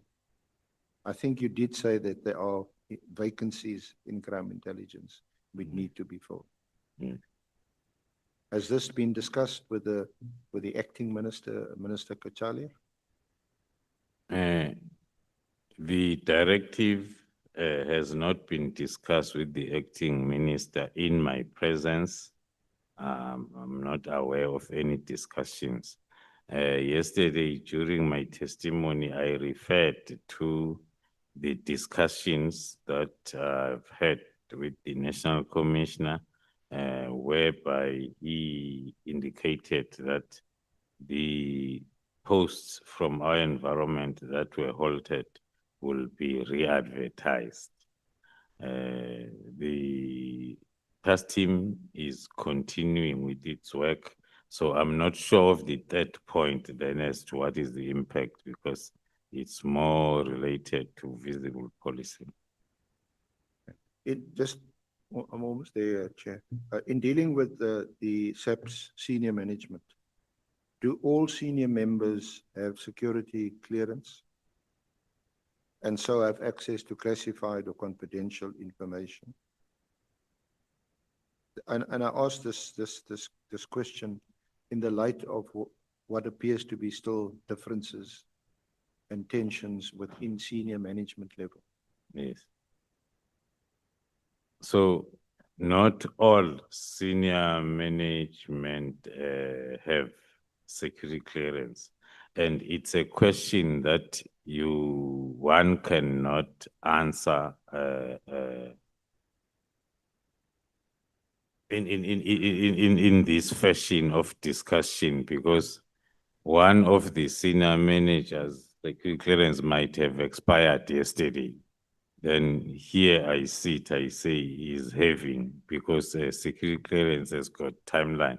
So it's a question that needs to be asked, and then one then goes to the system and provides the accurate, especially if you are under oath, the accurate answer.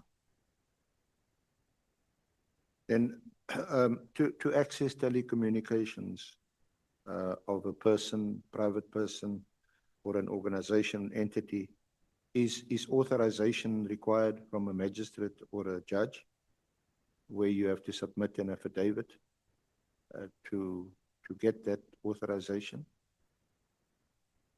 Yes, in terms of Act 70, then you need the authorization from the judge. So even crime intelligence Comply. conducting covert operations have to do this, except that you will go what they call ex parte to a judge or magistrate in chambers, submit the affidavit, and the magistrate or the judge will look at it. No, the intelligence community is afforded a dedicated judge that is dealing with their applications. And that judge is not on your list. Okay, this is the last question. It's actually for you to confirm. I shared with you this morning some documents which were actually privileged or confidential about your arrest, and we know from your statement that you've taken it on review, and from what we've shared this morning, it appears clearly that there were a number of irregularities. And it doesn't seem as if the case, you will succeed, or alternatively, IDEC will withdraw their opposition to your application. It confirms the evidence that I touched upon when I referred to the coincidence of the 6th of December. So everything up to so far, including the information that we discussed this morning, it's still confirming that coincidence. That's the 6th of December is one of our important dates. That was the date when Molepi was arrested. But it's also an affidavit with signed in Cape Town and commissioned in Pretoria. or That- something to that effect. That's correct. Thank you very much, General, and thank you for your time and your support and your dedication to the good cause. Thank you so much, Zoleka Kodash. Thank you so much for being with us from the first day until today. Andrew Bennett and Jason Felix. Thank you so much, guys. You know, Advocate Mkhwanazi, when we were at the Kgosi Mampuru during that week, these journalists could not have space just to take photos, you know, because they were overcrowded by people who were not going to be with us. So these journalists have stood the test of time, and I want to thank you so much. And I believe that your supervisors are noticing the work that you are doing. I just felt that I must recognize you and thank you for the work that you are doing for your respective institutions, but also keeping the people of South Africa informed. Advocate Arendse and your team, Advocate Norman Arendse, Advocate Maria Mkhwanazi, and Advocate Bongiwe Mkhize. We also want to thank you for the sterling work. We are going for a very busy week next week with Mr. McBride coming here on Tuesday and Wednesday, and Mr. Julius Mkhwanazi coming on Thursday and Friday. We just want to thank you so much for that. Honorable members, thank you so much for your commitment and your contribution in the work of the committee. General Khumalo and your support team, we want to thank you so much for spending the last 2 days with us. We are going to have a committee meeting on Monday at 10 o'clock to deal with the issues that we must deal with, preparing for the next week and the other weeks. I want to thank the staff of Parliament, led by you, Nicolette, for your ever-presence, and the staff of political parties here. Honorable Sols. No, Chair, I just wanted to remind you that one other journalist was also here from day one, Jason. Who is that one? Jason Felix. He's from Yeah. day one. No. I recognized him. Yeah, and I read the name. I was looking right at in his eyes when I read the name. He can confirm that I read his name. They will always be here. We must give them the title of Honorable. Say Honorable Zoleka, Honorable Bennett, Honorable Jason. It sounds good, eh? Honorable Skosan. Yeah, thank you, Chair, for acknowledging them. But those who were mentioned here day before yesterday who are not here, I think we must call them as well, Chair. Thank you. Who are those that were mentioned? Those ones, your Maria Tam, or Peter Tutoy, or whatever, those ones who are. No, Yeah, thank you. I am mentioning these ones because these are the faces that I see here every day. And, you know, let me tell you something that is very encouraging. Have you been aware that in most of the cases, in Mieste Khafale, they arrive here before all of us? When we arrive here, in fact, sometimes when we leave our homes, Zoleka is already on television telling us what we are coming to deal with when we come here. It's very, very encouraging, and we want to thank them collectively so much for the work that honorable members, I just want to to remind you that in our last meeting, there were matters that honorable members have raised which they will want them to be discussed in our next meeting. Just make sure that those items, you remind the Secretariat about them so that they must not miss the agenda of Monday. Thank you so much. Have a good weekend. This is the weekend of the final of the Africa Cup of Nations. No, it's the Africa Cup of Nations. Just give yourself time to see what is happening on the continent. Thank you so much.